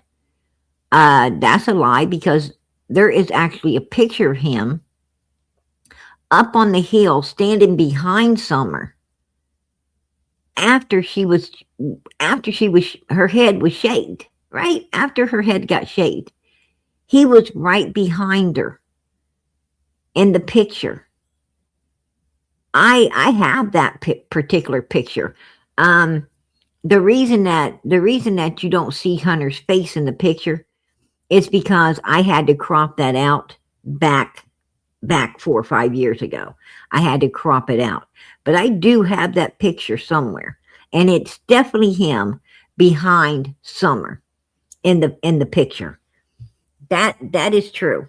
I got it in the old computer that I was using before I got the other computer, which people helped me to get, and boy, did I appreciate that. But I filled that computer up too, and I'm working on a third one right now. That I didn't ask for no help, but I had to get another one. But in the very first one I had, and I still have, and I can access the pictures and files and stuff from it. It's just overloaded really bad and don't run, it's outdated kind of, and don't run like it's supposed to because of all the, the abuse we put on it, doing YouTube and stuff. It'll take a toll on a computer, putting all of this, all of this data. It'll really mess up a computer quick. But I do have it. And right here is the picture. As you can see, the same pants, same shirt. Well, I put the shirt on him. He didn't have a shirt on. But the same exact, he's wearing the same pants. He's right behind her. And I cropped. It was him. I cropped this, because everybody was screaming, don't show the kids. Don't show the kids. That's why this picture's cropped. But it's definitely him.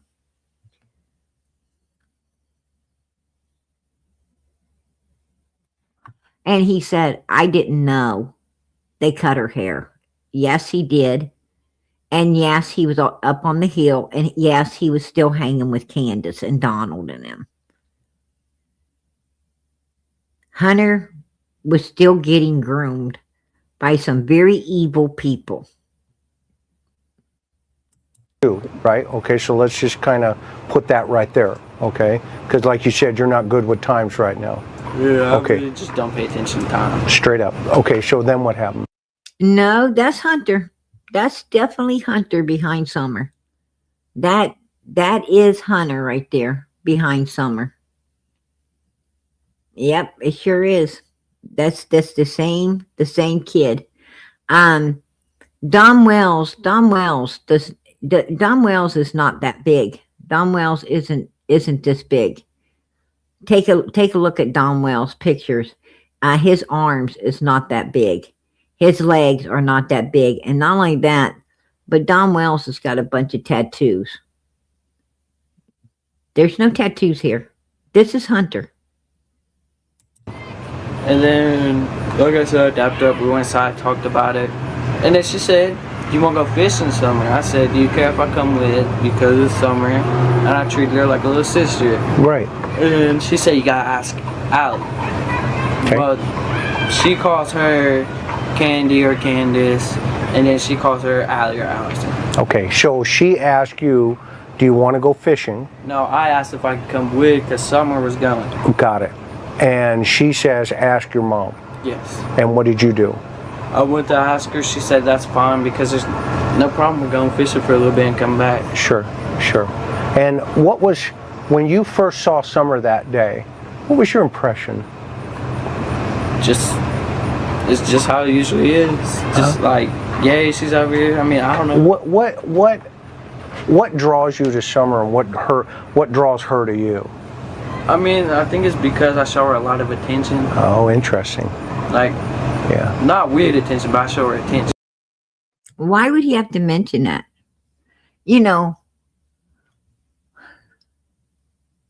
Why would he have to mention that? Because, I mean, we've all been 15 years old, right? All of us have been 15 years old. I know I was. And I know at 15 years old, if I was talking to someone about, if a parent,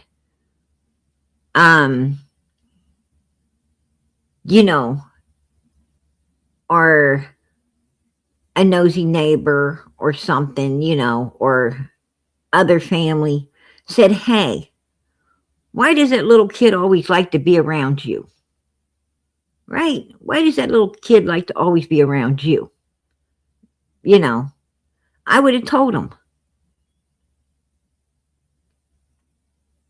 Because I paid attention. I put makeup on it. I fix his hair, or I play, if it's a boy, I play, basketball with it. I play, baseball with it. I chase it. I play tag. I play dodgeball with it, right? I get out there and pay attention to it. Nobody else seems to want to do it. I watch it all the time. That's why. I wouldn't have said not in a weird way. Right? Put a 1 in the chat if you agree. You wouldn't have said not in a weird way. I wouldn't even have fucking thought of saying that. And that's what bothers me about these people. That is what bothers me. Like, that's a big red flag. I mean, he's thinking of a weird way. You wouldn't even be thinking of it. If you didn't do it. Right? Why would you say that? Don't make no sense. I don't care what somebody else was doing. I wouldn't have thought to say something like that. That's just weird. I mean, it's like, he felt he needed to clarify that. Why? And I also didn't like the pictures that I seen, when he was around Summer. I didn't like he was holding her. They was like at some bridge or something. And he's holding her. And she looked like she did not want him holding her. She looked, like, put me down. Stay away from me. And I also noticed that in, a lot of the pictures and videos, he's always where Summer's at. He's not where the boys are. He's always where Summer's at. Put a 2 in the chat if you noticed that in the pictures. Because I sure did. I have blowed the pictures up to make sure that I'm not, making some false accusations. I don't make false accusations on people. I research and I make sure I know what the hell I'm talking about before I talk. And like I said, he's always where Summer is. And he's supposed to be playing with the oldest boy, right? He's supposed to be the oldest boy's friend. He's supposed to be hanging with them.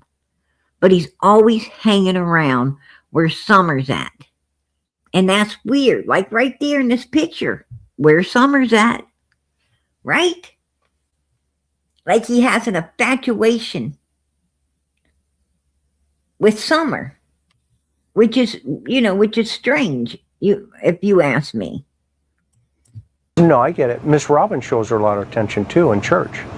Yeah, like I'll sit there and she'd be like, give me a piggyback ride. I'll give her a piggyback ride. Like an old.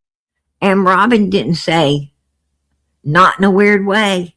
When Chris went and talked to Robin, Robin did not say, I pay a lot of attention to her, but not in a weird way. She didn't say that. She felt no need to say it, right? She felt no need to say it. She probably didn't even think to say something like that because she ain't like that. She isn't like that, right? Older brother. That's what I'm saying. Is that kind of an older brother sister kind of vibe going here? Yeah, that's what it was because her brothers just always used to pick on her, so I just show her how real brothers should act. Okay. Even though I'm not saying I'm the best brother here, you guys damn. You should talk to my brother, man. It'd be messed up.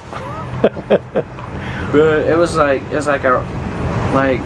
her older brother. Like they treated us like family, and we treated them like family. Okay. At one point in time, until one mess that happened with them that just split us apart, and then she came that day.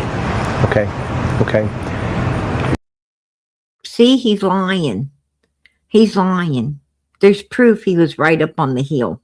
There's proof. So she's here, Summer's here, Candace is here. You get permission to go fishing because Summer's going fishing. and you were kind of acting like a big brother, and you thought it'd be cool to go with her. Yeah. Do I have that accurate? That's pretty accurate. Okay, not bad for an old man. And I mean, I wanted to get out the house anyways. Sure. I ain't even gonna put it to her. I just wanted to get out the house. Okay. And so what happened then? Yes, Hunter did stay at the Wells. Do you remember Allison saying that that when they came down out of New York, when Jose and Andrew and them came down out of New York, Allison said that Andrew and them was staying at her place, and no, it wasn't Allison that said it. It was Candace told me that when they came out of New York, because I asked Candace, I said, what was Allison even doing at your house? Why didn't she take Jose to her house? And Candace said, because her house was full with Andrew and those people he brought down was staying at Allison's place, and Allison wanted to be along with Jose, so she had Jose come to Candace's place so she could come up there and stay with him, and her kids were up there staying, because I said, where was the kids? Was Hunter staying at Allison's place with his dad? She said, no, they all was staying up there. Allison and all of her kids were staying up on the hill with Jose, and Andrew and those people were staying down at Allison's place. Now, I don't know if people know this or not, but it was when Andrew came down to Tennessee, it was Bear's grandpa that actually drove the Penske truck. And that's who was driving the Penske truck, was Bear's granddad. Now, I don't know if people know this as well, but Bear's grandpa and Bear's dad was in Tennessee at the time Summer came up missing. They were in Tennessee. They were at Bear's birthday party. Bear's birthday is in June, and they were there for Bear's birthday when Summer came up missing. They were down in Tennessee. I don't know if people know that or not. And when I went to try to talk to this particular man, he shut everything down. I mean, like, he locked it all down. ASA freaking P. He locked it down. Yeah, sure did. And then her grandmother calls her and says to come pick her up when we're sitting right there. Oh, interesting. So where are you sitting in the car? At first, I was sitting on the front seat. Okay. Like, which way's the car pointing? Like, do you remember? Truck right now? Just like my truck? Yes. Okay. It was dead serious like that, but with like an overhead to the bed. Okay. Bed part. Okay. And we moved a box to the back. Okay. And then we moved the box to the very back, the first one where the overhead to the bed is. And then we put another one back behind, like that passenger seat right there. Okay. Okay. And where's Summer?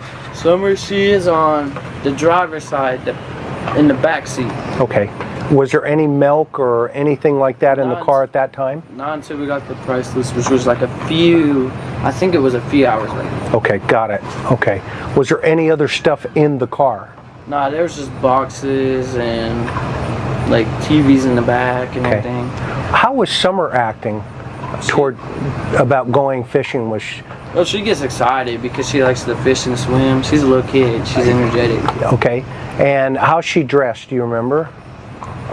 When you first saw her? Are you mad at me, PG, for watching CLL? I hope not. Oh, girl, I'm going to tell you what. Absolutely not. I tell my people, You know, I don't tell anybody where they can go, where they can't go. You know, we're all a family here for summer, you know, and a family that prays together stays together, and God don't want PG living other people's lives. God wants PG to let everybody live their own life. God wants PG to tell people that if you let other people live your life, you won't ever get to live for yourself. You go do you, girl. I mean, I don't get upset with people going anywhere, doing anything.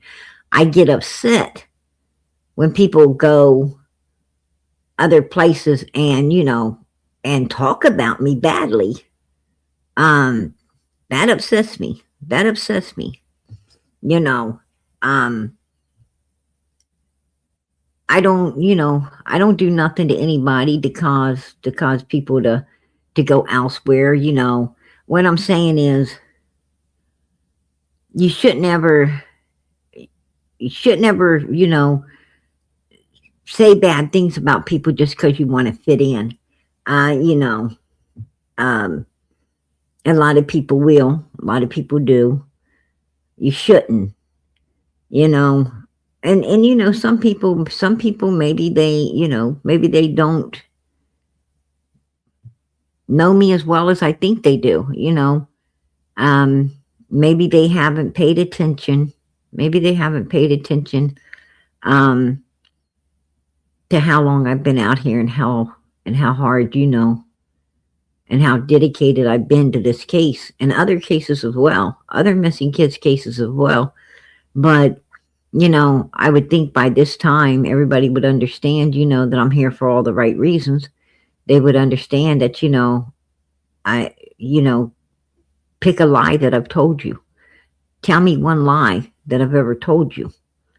You know, one untruth that I've ever said.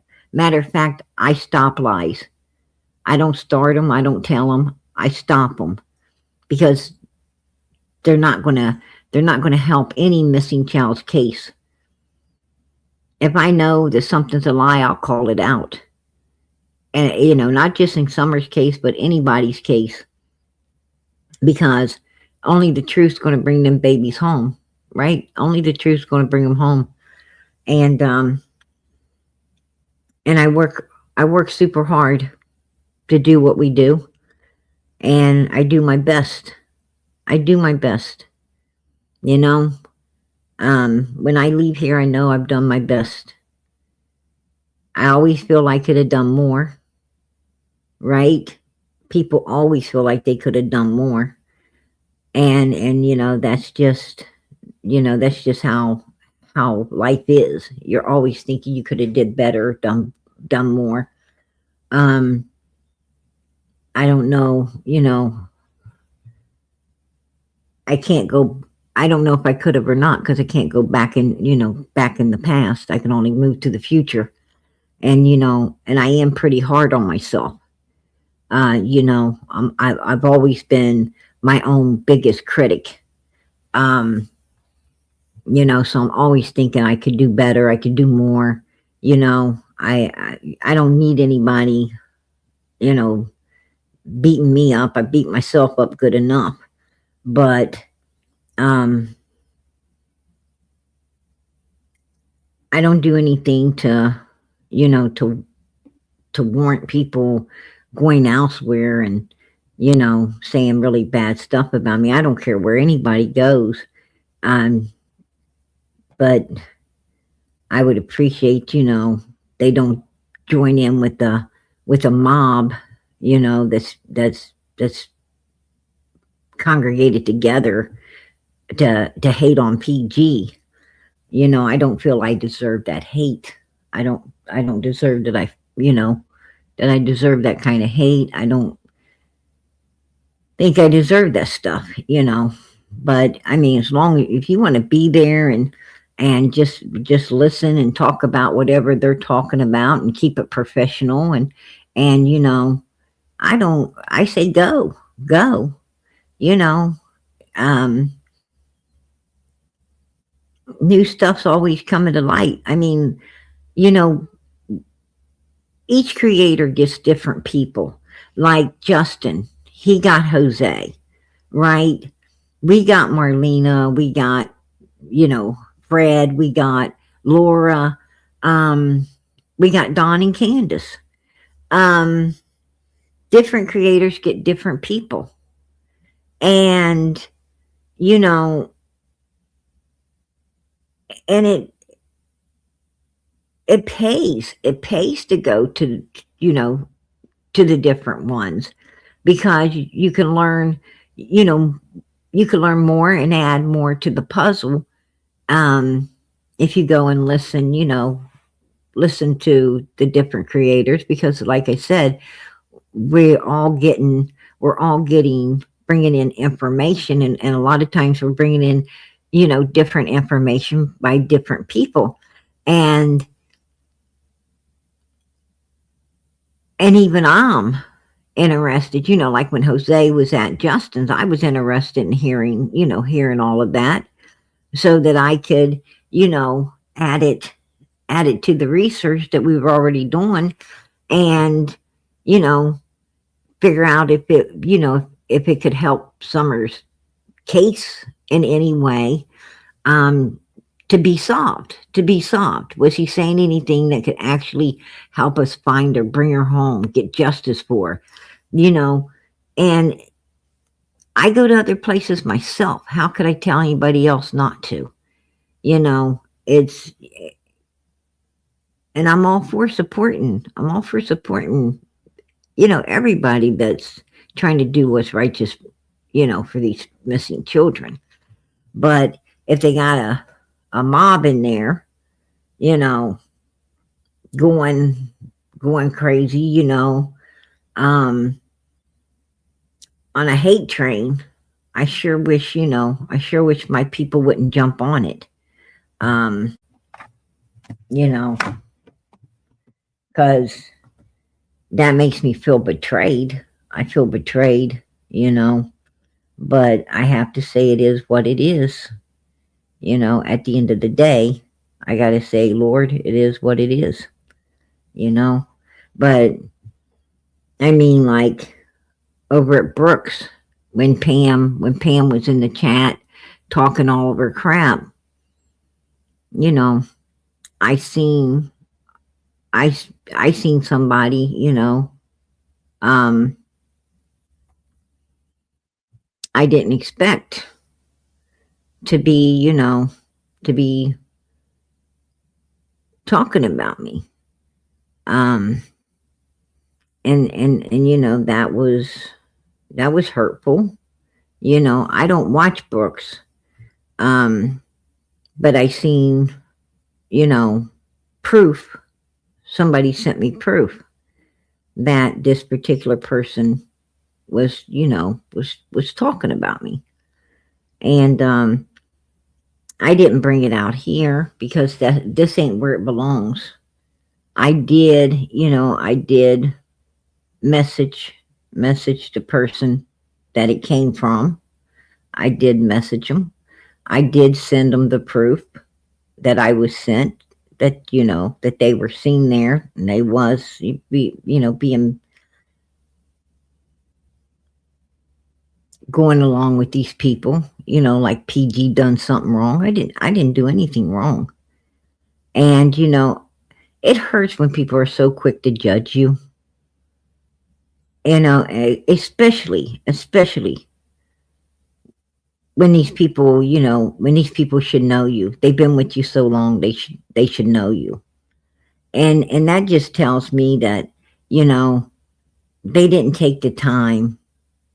They were here, but they didn't ever take the time to truly understand who PG was. And that happens in families.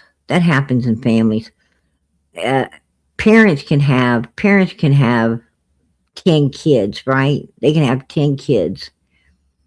And those kids don't know nothing about their parents. The parents raised them from birth. They were around their parents for, 30, 40. Some people get lucky enough to be around their parents till they're 50 or 60. and their parents pass away, and they really didn't ever know their parents. They didn't know what their favorite color was. They didn't know what the parents liked or didn't like. They didn't know, you know, what kind of birthday cake to buy their parents, because they really didn't know, you know, what kind of birthday cake they would like, right? Yellow, white, chocolate. You know, they didn't ever take time to really get to know their own parents, the people who raised them. And, you know, that's sad. That's sad. They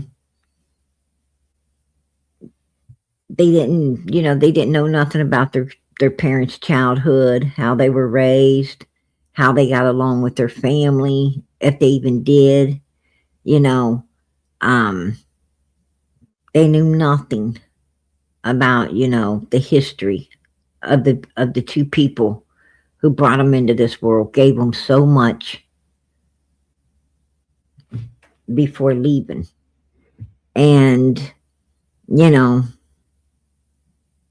I feel blessed. I feel very blessed because, you know, I got to know my parents. I got to know my parents very well.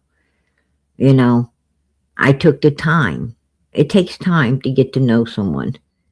And a lot of people don't want to put that time into you. You know, even children, you know, don't want to put that time into their parents. And it's sad. It's sad that people just, you know, I like to get to know who people are, you know. How can I judge a person if I don't get to know who they are? You can't. But I got judged. I got judged. First saw her, I think it was a pink little tank top or purple. Okay. And I don't really do good with like something that happened like 3 weeks ago, a month ago. No, it's cool. It's I cool. can't remember having it yesterday. It's cool. You should see me drive. But when we left, I think she had shorts on at first. Okay. Yeah, because she had shorts on because her mom put her bathing suit on her. Okay. Where did she put her bathing suit on her? Do you know? Inside. In the house. Yes. So she changed her in the house. Yeah. Did she take the clothes with her? Yeah. Miss Allison, do you know? No, Okay. I don't remember. She was dead asleep in the bathroom. That's fine. That's fine. So she changes her clothes here, and she takes her clothes with her. Yeah. Okay. Then what happened? But then, when she got changed from swimming, they had bought her an outfit to put on because they were supposed to go to Jonesboro, I think. Yeah, Jonesboro for this big park, like water park. Okay. So that was the initial thought? I guess so. I mean, I don't know. So what did you think was going to happen? I thought we was just all gonna go fishing, swimming. And then in the truck she changes the plan? Nah, she changes it to swimming because she grabbed her mother. Say it again? She changed it to swimming because she grabbed her mother. Oh, okay. So from here, where do you guys go? From here, we go to the hospital. Okay. Pick up her mother. Pick up grandma. Not even like 10 minutes later, Okay. we go to Walgreens. Is that near the hospital? No, it's on Fort Henry Drive.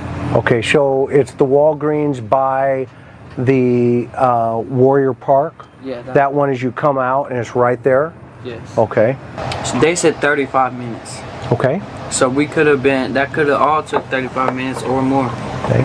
And then what happened when you, did somebody go into the store or did you go through drive-through again? Drive-through again. And where are you sitting at this point? The same. Well, I was sitting in the middle because she was the person that was wet, and so she had a pillow under her. Got it. So she's sitting on a pillow. Mhm. The baby is. Yeah. Summer. Okay, where's that pillow now? Do you know? The pillow now? Yeah, the pillow. Now he said, oh, they bought her an outfit to change her into after swimming and everything. But then he tells Chris, Drive-through again. And where are you sitting at this point? The same. Well, I was sitting in the middle because she was the person that was wet, and so she had a pillow under her. I was sitting in the middle because she was the one that was wet with a pillow under her. She's at the driver's side door on a pillow wet. they did not put her in an outfit. He lied. He lied. He forgot he lied. And then he slipped up. They put her in that outfit at Allison's house. That's where they put her in that outfit. He just told. She's wet. She's on a pillow. She's against the driver's side door. Right? And he ain't no middle. He's in no middle. He's sitting right over in the backseat passenger side. Because they done moved all the boxes. They done moved everything so he could sit down there. So he could get in and out that way. They moved all of that as soon as they picked Granny up.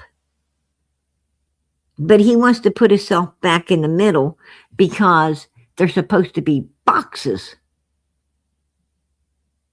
in the picture where Summer's leaning right here on the milk jugs. See, he has to be in the middle now because they propped her up on these boxes. And he's got to act like these boxes are here when he plainly said they done moved the boxes and stuck them in the trunk. I mean,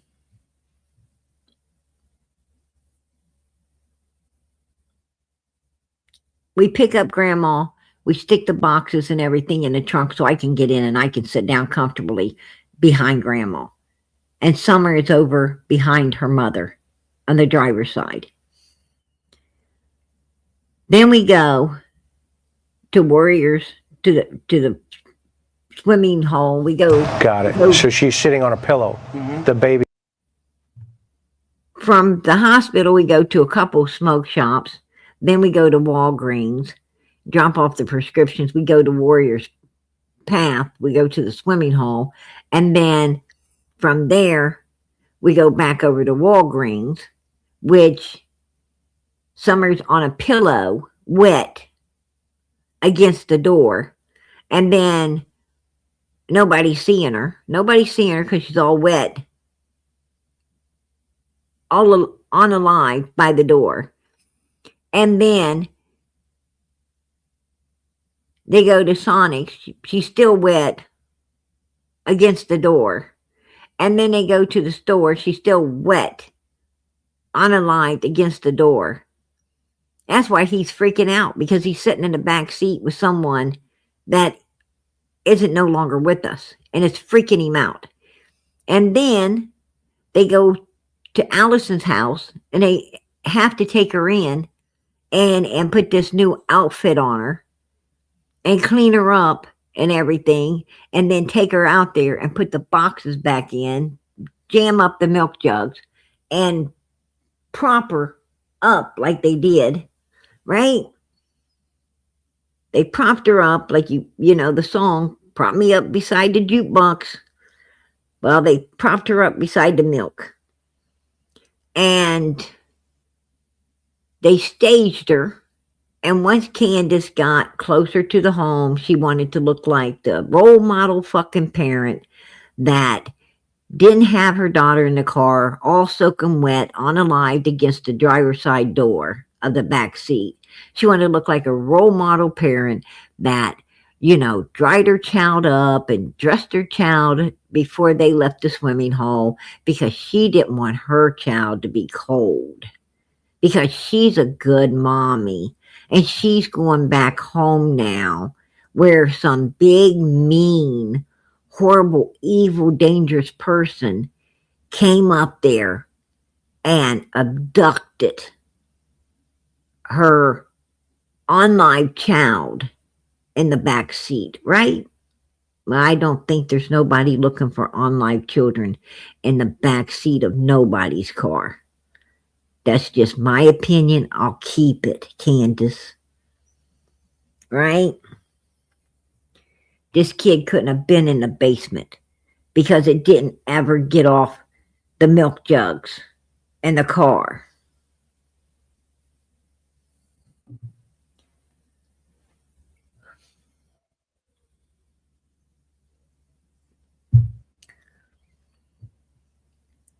I'm telling you.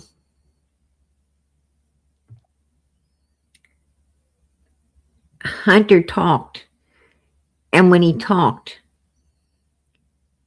5 minutes, when, he was so, focused. He was so focused on wanting to talk to Chris. He was so excited about, having the attention and everything. Within 5 minutes, he forgot what he originally said and then told the truth. And that's what law enforcement does to you. They ask you the same damn question just in 500 different ways to trip you up and get different answers. Right? That's psychology, baby. That's psychology. That's what they do. And there's people, people very damn good at doing it. Very damn good at doing it. The answer should always be the same if it's the truth. No matter how they ask it, it should always be the same. If it changes, well,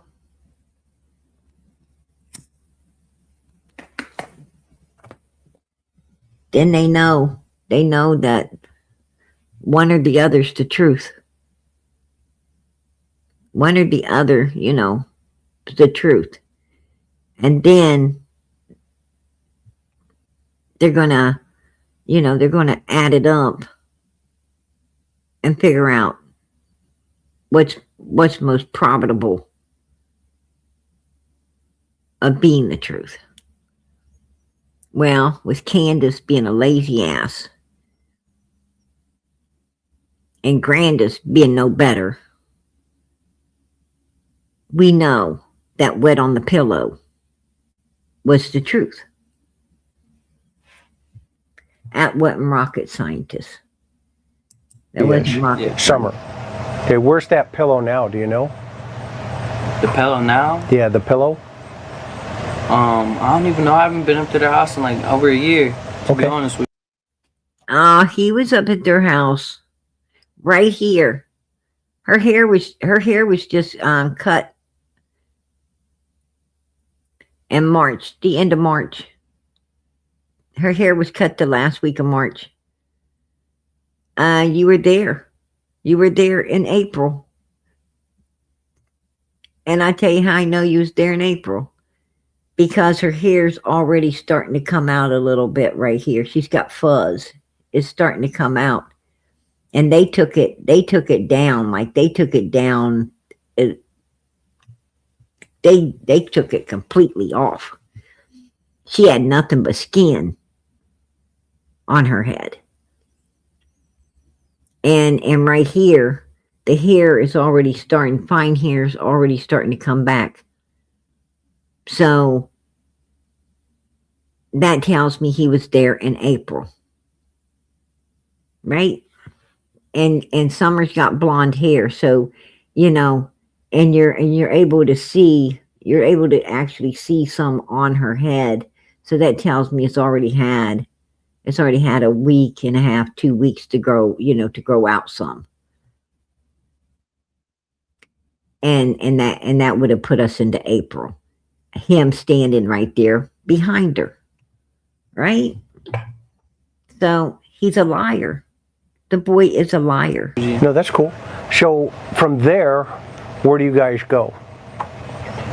From there, we go to Sonic. Where? Sonic. Sonic? And what did you get at Sonic? Slushies. Like a blueberry slushie. Okay. She got some purple one. Her mother got an orange one, and Summer got the same blueberry one. So they bought a slushie at Sonic. The one down, not by your Walmart, but the other one. Okay. So now where's that Sonic at? Fort Henry Drive. Okay, got it. Before Walmart. Okay, so from there, did they eat them there? Did you guys eat them there? No, we ate them on the way to Priceless. After Walmart. Okay, so you eat the slushes all the way to, what's it called? Priceless. Priceless. Okay, where's that at? Ask her. I really don't do good with like. Do you know where that's at, Miss? Okay. It's the one that she goes to by the liquor store. Okay. It's down. It's down before you hit her road. It's like almost across from J&J Auto. Okay. And then No, that's one. who goes into the store? Her and her mother again. Okay, so Candace and her mom go in the store again. And that left you and Summer in the car. Yeah. And what are you guys doing? Just still watching TikToks, listening to music. I mean, just sitting there watching TikToks mainly. Is she lethargic? Do you notice anything unusual about her? I didn't know. I just seen that her hair was cut. That was it. Yeah, but when did you notice that, right? That was like when we first saw her. Right, when you first, right. I mean, but at that moment, are you noticing anything unusual going down? Not really. Okay, when you say not really, what does that mean? Like, not in general, no. And then what happens from there? From there, I think they was in the store for an hour, maybe? Okay, they were in the store for a long time? Yeah, a little bit long, but not that long. And what did they get? So they got groceries for the house. I don't know what all they got. All I seen was what was beside of us, the milks. Okay. There you go. There you go. You heard him try to lie, say she was in an outfit, and then he came back with the truth. She was wet, laying against the driver's side door on a pillow, all wet. And that's why he was freaking out. When he got home, he ran in the house to his bedroom and he was sitting there rocking back and forth, knees knocking, hands shaking, teeth rattling. He was doing the whole rock rattling roll.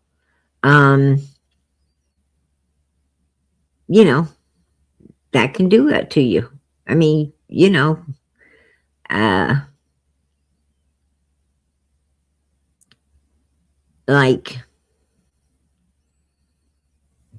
it's like, have the Undertaker open the door and say, hop in,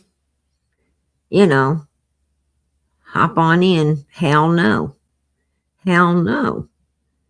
There ain't nobody in their right mind going to hop in the back of a hearse.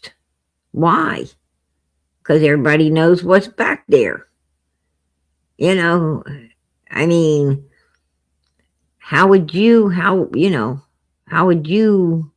react if you got locked in the back of one, with somebody unalived?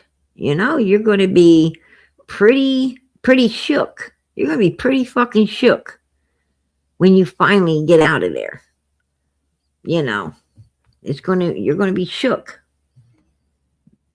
Regardless, if you had anything to do with the unliving or not, you're going to be shook.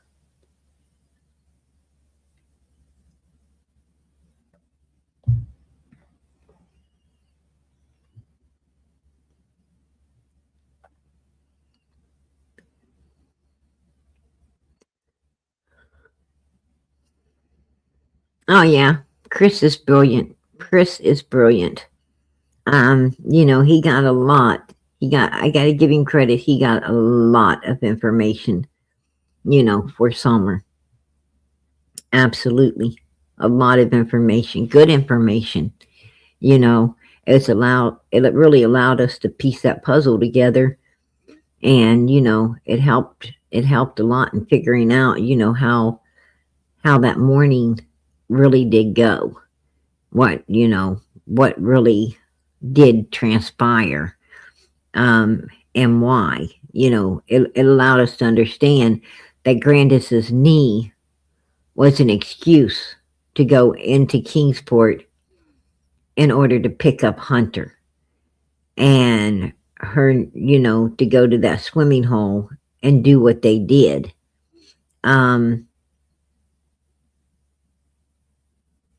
It allowed us to understand that no, Summer wasn't dressed at no swimming hole like Don and Candace and all of them tried to, gaslight us all up to believe. She had to have been dressed at Hunter's house.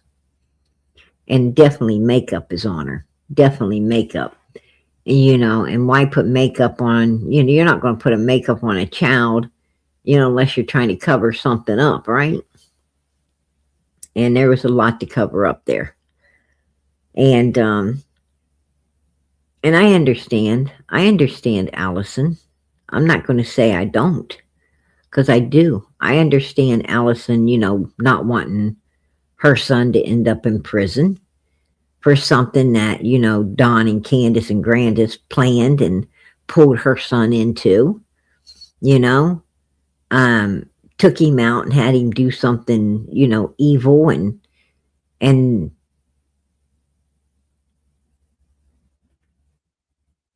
that could put him away for life, right? She wasn't going to let her son pay for what these adult people, coerced him into doing. I can see her point of view. I'm not gonna lie about that. I can see her point of view, but I'm also smart enough to know, and that's my opinion. It is my opinion that they took him out there and coerced him into doing something very evil. But it's also my opinion that if he was willing enough to do it, then he's very dangerous. And if he's able to do something like that, and if he's able to do something like that and get away with it, he'll probably do it again and again and again. It's like once the dog bites somebody, they'll keep trying to bite, right?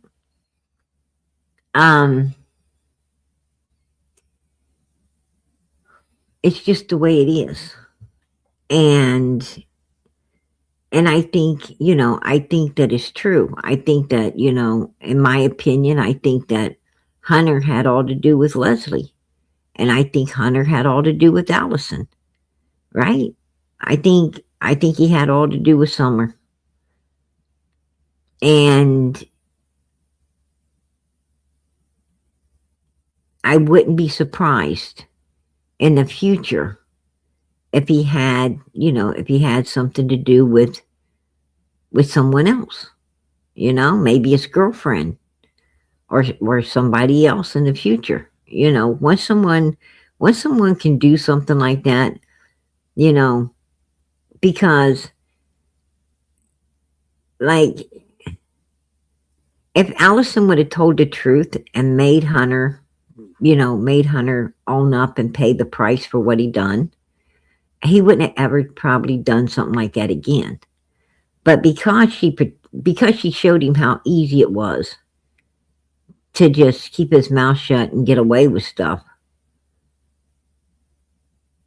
it allowed him to feel he could keep getting away. And I think he has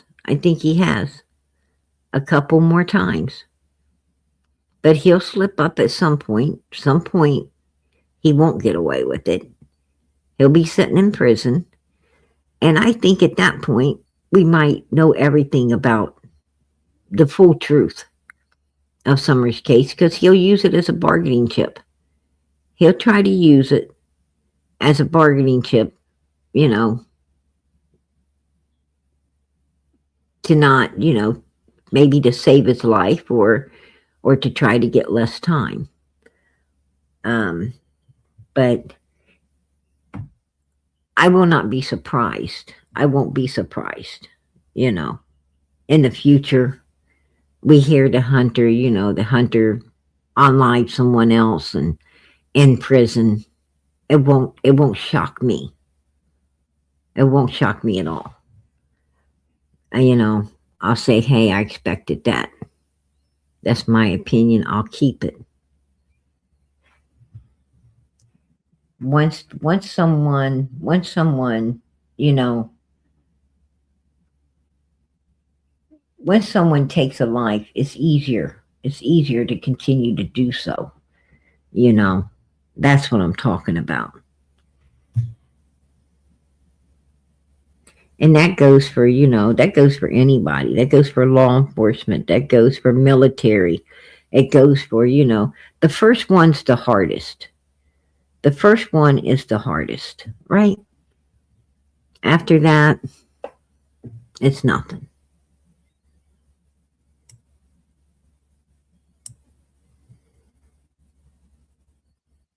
But they all knew. That's my point.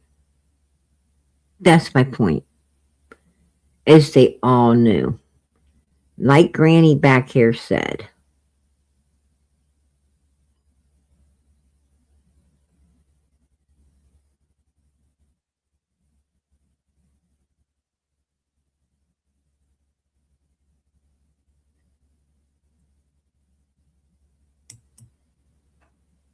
You think CPS should ever put the boys back in that house? No, not at all. Please, no. No. I appreciate your passion because it seems like you know, and you know. Those kids come here in the summer before summer died. They're filthy and so. Before summer died, she put her hand up and she says, up to Allison, up before summer died.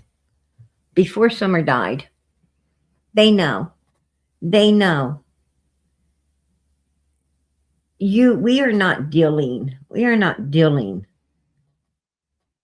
with an isolated case in Summer's case. We're not dealing with a mom and a dad and an old grandma of evilness, doing something,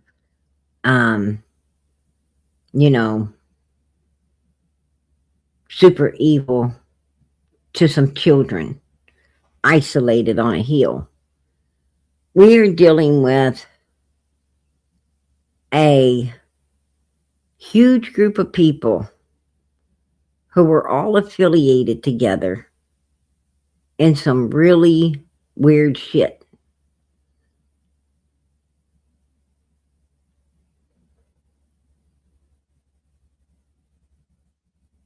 And all of these children were paying the price.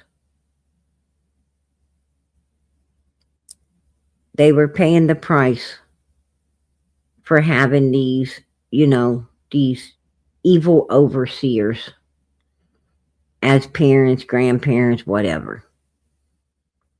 Some really fucked up adult minds, in my opinion. Very fucked up adult minds. And it seems like they were all using and abusing children. That's what it looks like to me. And they all got the kids took. As soon as the boys got taken into custody, soon as the boys started talking, Allison's kids were gone. Allison's mother's kids, Sherry's kids were gone. Marlena's Crawford's child was gone. Right? All of these kids. So law enforcement absolutely, and children's services, and the court system absolutely, positively fucking know that it was a ring. It was a ring of very sick adult people abusing all of these children. And the sad thing is, it was these children's parents, grandparents, biological.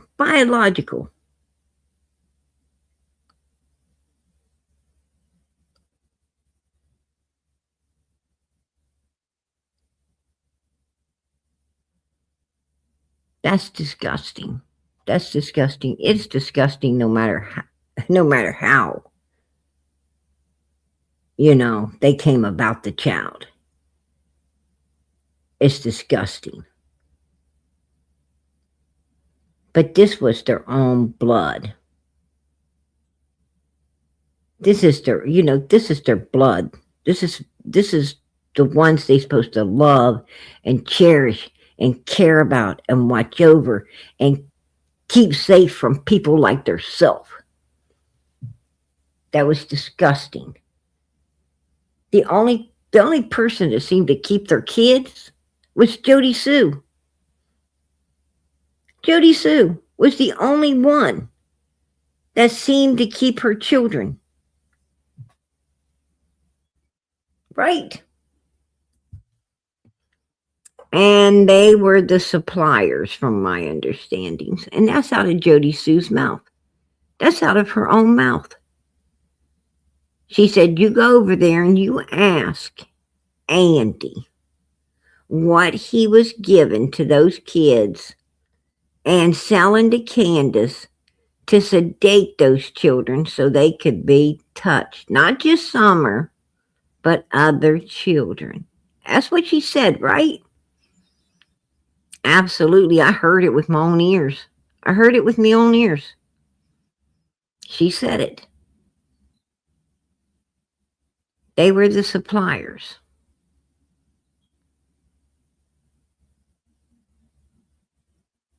They profited off of those children's misery. Right? They profited off of little Summer's misery, off of her pain, off of whatever it was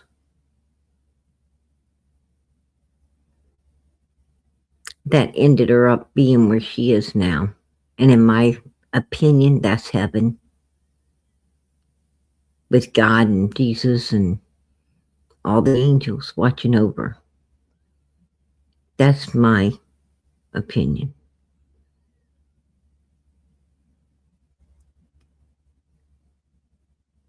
How could you profit? How could you spend the money from something as evil as that? I wouldn't want anything to do with that kind of money. Did you know that the Bible says that you best not be putting any bad money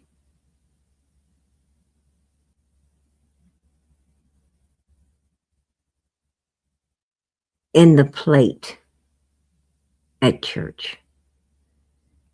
God does not want bad money. You had better not be putting no bad money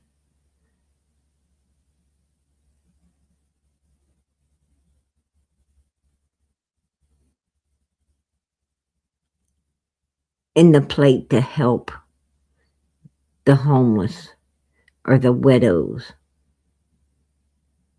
or the people needing help. It speaks against it. I seen it. I know what the Bible says. I read it.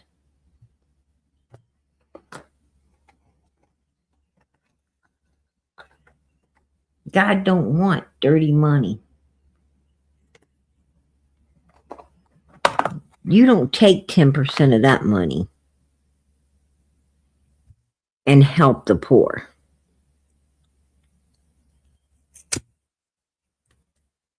God don't want 10% of that.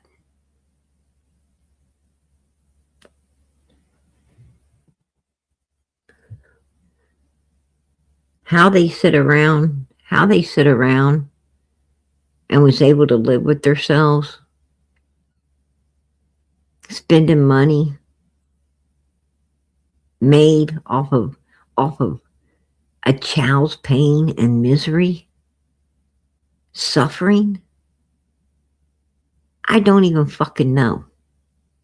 I don't even know. You got to be a special kind of evil yourself to do that. And there's probably a special place, a very special place in freaking hell for you. Right?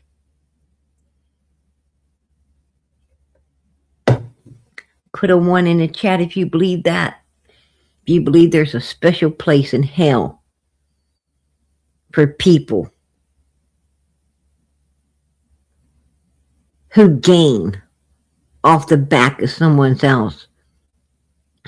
else's misery and pain and suffering. I'm going to tell you something, baby. Money ain't no good in hell. When you're sitting in hell, you'd wish you'd have made all of that money righteously.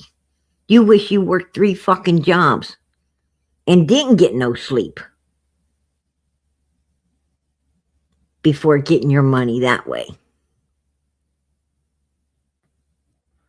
You're going to wish your ass lived a whole different type of life when you wake up down there. Right? Just saying.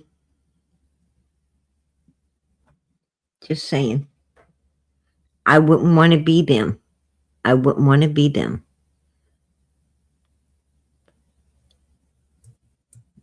That's why PG says, hail to the no-no.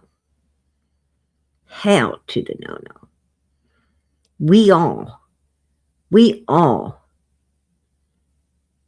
get propositioned by evilness. All of us. All of us have had evil people in our ear saying, hey, let's do this, let's do that. We need to do this and we need to do that. Right? No, you go do that by yourself. What the hell are you talking about? Don't include me in your evil deeds, your evil ways. Don't even fucking, suggest that kind of shit in my presence.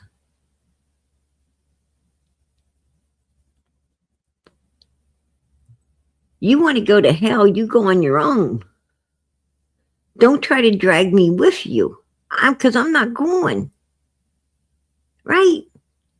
I'm not going. God gave me enough sense to say, hail to the no-no.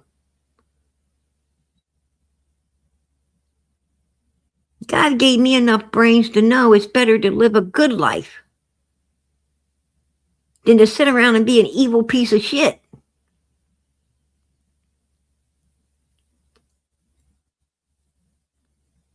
You got to live with yourself, man. You got to live with yourself.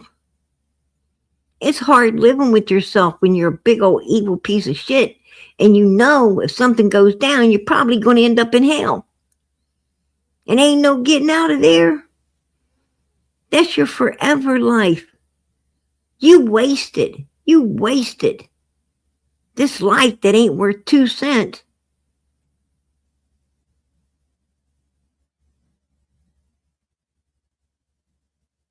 For a life of eternity. Wow. You gained this whole world, man, and lost your soul. You ain't gained shit. And that is the truth. You didn't gain nothing.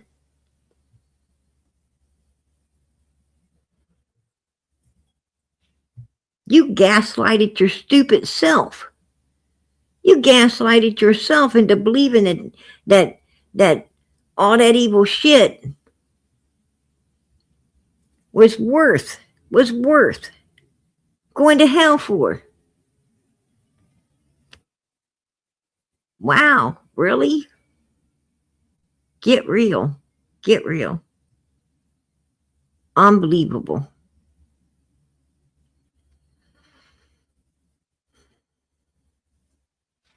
Man, I ain't that stupid, and I thank God every day that he didn't let me be that stupid. Every day I get up, man, I gotta praise the Lord. I got to praise the Lord. I got to praise God Almighty. I got to praise him for everything that he does for PG, everything that he gave me and made me. God bless me. I am grateful and thankful. I would not want to ever be in those people's shoes. No way, form, or fucking how would I want to be them. No way. I'm going to tell you this little bit of life right here. I don't care a damn what my struggles are. Honey, it's worth sticking with God and struggling. That's the truth. That's the truth. I'm going to tell you something. I like getting up every day, figuring out. It gives me something to do. I like getting up every day, figuring out where, how and where and how I'm going to pay the bills, how I'm going to do this, how I'm going to get that. I like it. It gives me a reason to get up, right?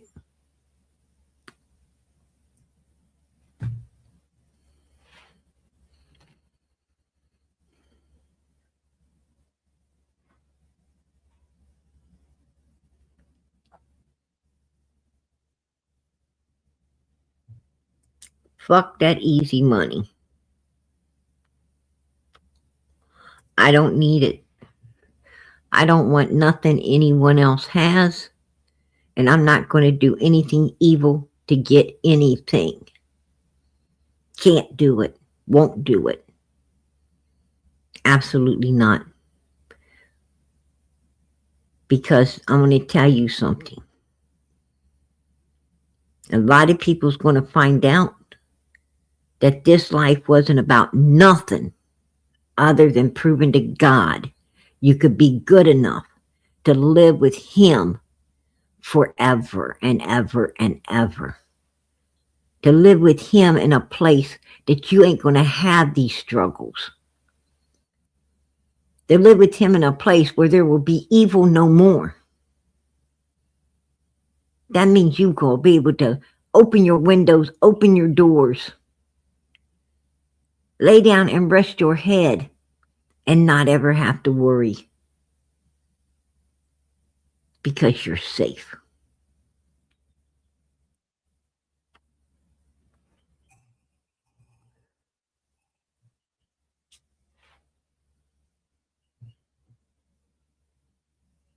Yeah.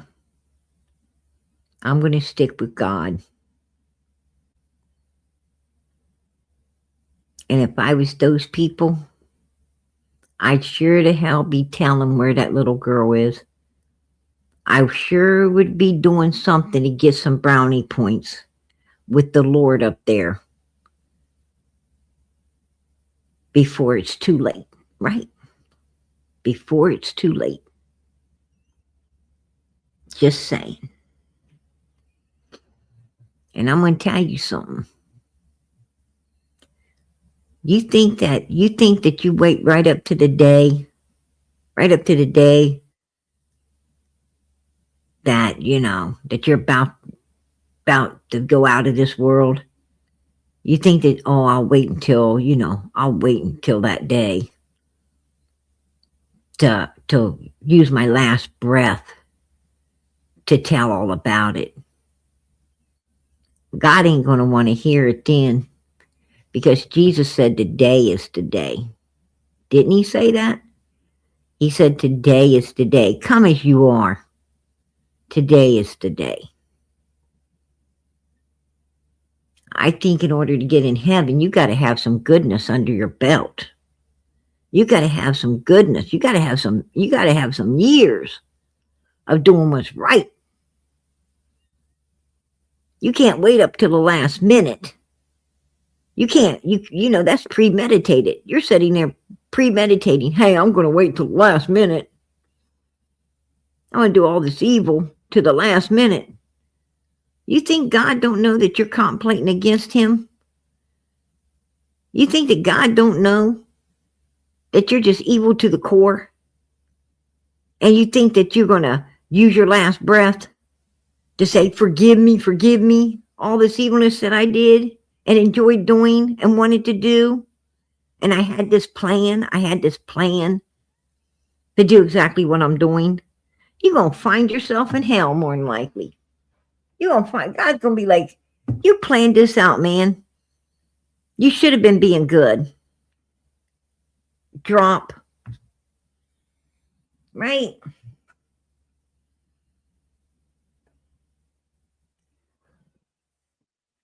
You're going to be in a claw machine that, whoa. You're going to be in that claw machine that picks you up, tells you how it is, and then boom, drops you. Ain't going to be no winning. You're just going to be left there. And ain't going to be nobody coming along with a couple quarters trying to get you out. They can't get you out. Right? They can't get you out.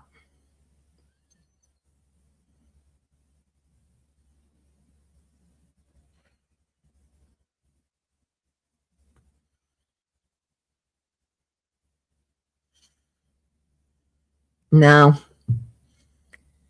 I wouldn't want to spend eternity with the truth hidden as well. I'm going to tell you, there's a lot of people that know exactly what happened to Summer. Now, I ain't saying that all of them know where she is. I think Don and Candace split that up. I don't think that Hunter knows where they put Summer. They wouldn't tell Hunter where they put Summer. But I think that there is people that does know where they put Summer. I think Andy Bernard knows. I think Chad Arnold knows. I think Fred Hill knows. I think Laura knows. I think Don, Candace, and Grandis know.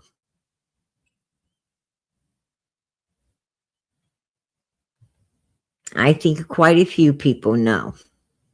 I think Cotton Simpson knew something. And that's why he's not here anymore. All of these people could solve this little girl's case, but they're all too fucking evil to help her. All of them's too evil. Man, how can you sit there and hate on children? How could you hate on innocent little children that done nothing to deserve anything that they was getting? I don't know. You got to be a special kind of evil just to be able to hate a child. That's my opinion. I'll keep it. I mean, I know there's a lot of little baby kids out there running around. Right? There's a lot of baby kids running around. But I'm going to tell you something. Those baby kids deserve the utmost respect, kindness, love, and caring. And if people would just show a little bit of that, that baby kid might actually turn in to an upstanding, God-fearing United States citizen that one day is in that ambulance that helps you, or in that doctor's office that helps you, or in that emergency room that helps you, or behind that desk when you need a lawyer, or behind that desk when you need justice, or shows up at your house when you need someone to remove somebody evil.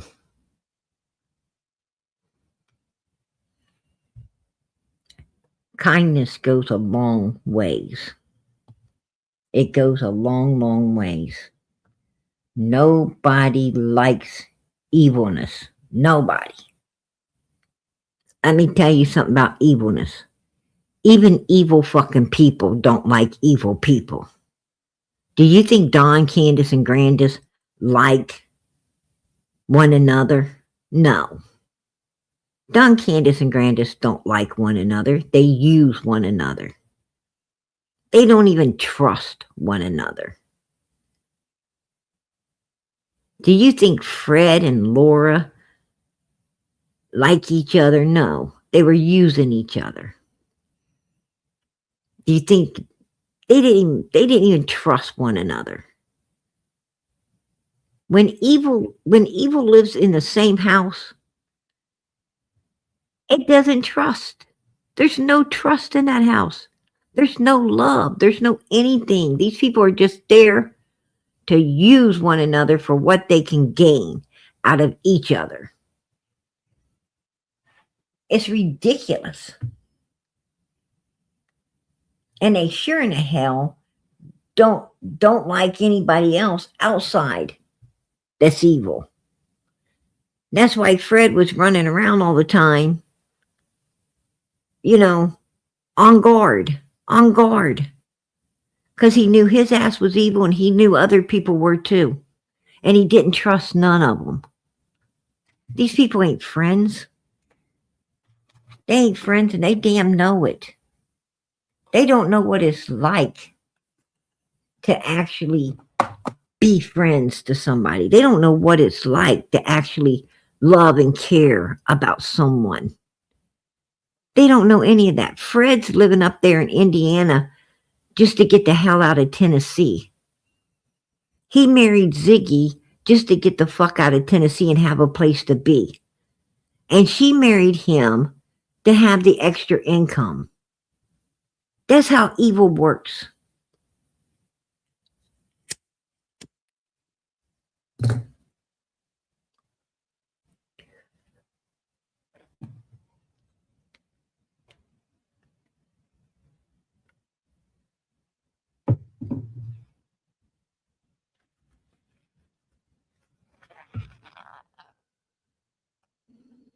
Yeah, it's an awful existence, but I'm gonna tell you it exists. It's real. It's real. I'm gonna tell you the best life. I mean, say there wasn't no heaven, there wasn't no hell. I'm gonna tell you God's way is still the best way to live. Getting with someone because you really like them and care about them and they like you and care about you is the best. That's the best way. Trusting someone and them trusting you is the best way. When you know you can trust someone and they know they can trust you, that's heaven on earth. When two people truly love each other, they live in a damn mud hut together just to be with one another. That's the best.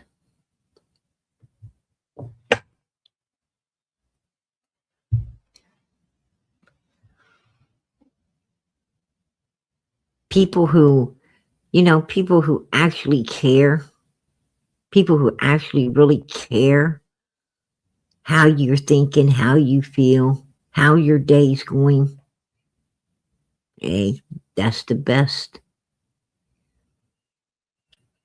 People who truly watch over children, make sure that they're staying safe all the time, whether it's their child or not. They're making sure every child is safe. Every human is safe. They're the best.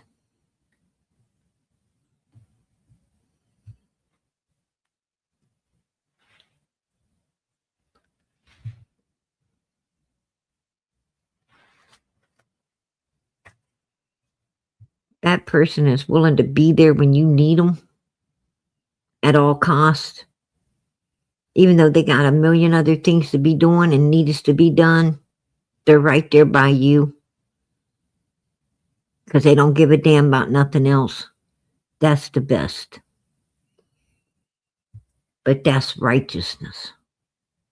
That's God right there. And that's the best way to live. I don't want to live any other way.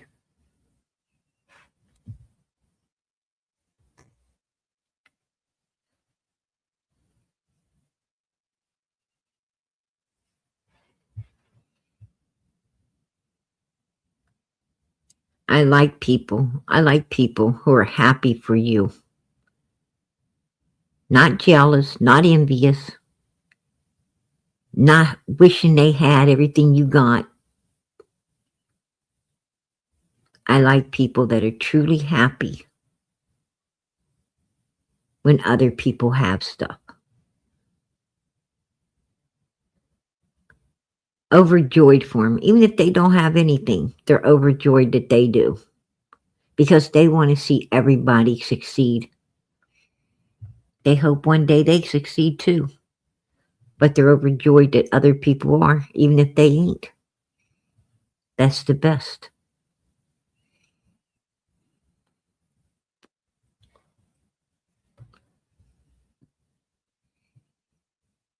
That's called love.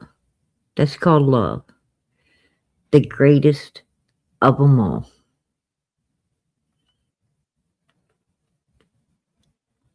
I'm going to tell you, I like those people that's got eyes that shine like a beacon in the night. I like those people that you could see Christ. You could see Christ all in them.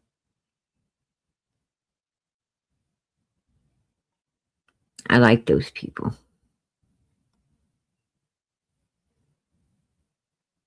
They're the best. PG's going to head out of here. I came in. I wanted to let people know that this group is bigger than we thought. I wanted to let people know that that timeline is super important. Every second of June 15th, 2021 is very important, especially after 3:30. Tomorrow night, we're going to go to 3:30 and after. This was part 1. We're doing part 2. We're going to hit the timeline after 3:30. We're going to see where it takes us. We're going to do everything we can to help this new sheriff get shit done. Right? That's what we're going to do. So let's get back here tomorrow night, hang out, and go over the second half of this timeline. See what we can come up with and how far Summer went. I don't care how far Candace went. I care how far Summer went. Because she needs to be found. Candace don't. So we'll be back here trying to figure that out tomorrow night. I'll do my homework. You guys pray for Summer. Please. Send those prayers up for this little girl. She counts on all of us to pray so that God Almighty will answer. She depends on our prayers to get her case solved. And that's what we want to do. So keep those prayers going up for Summer Moon, Utah Wells. God bless her. God bless that baby. In the name of Jesus Christ. And God bless all of these missing children. And Nancy. God bless us all. May God bless us all. Amen. Make sure you pray for one another as well. In the name of Jesus Christ. Family that prays together, stays together. Good night, everybody. God bless. Much, much love.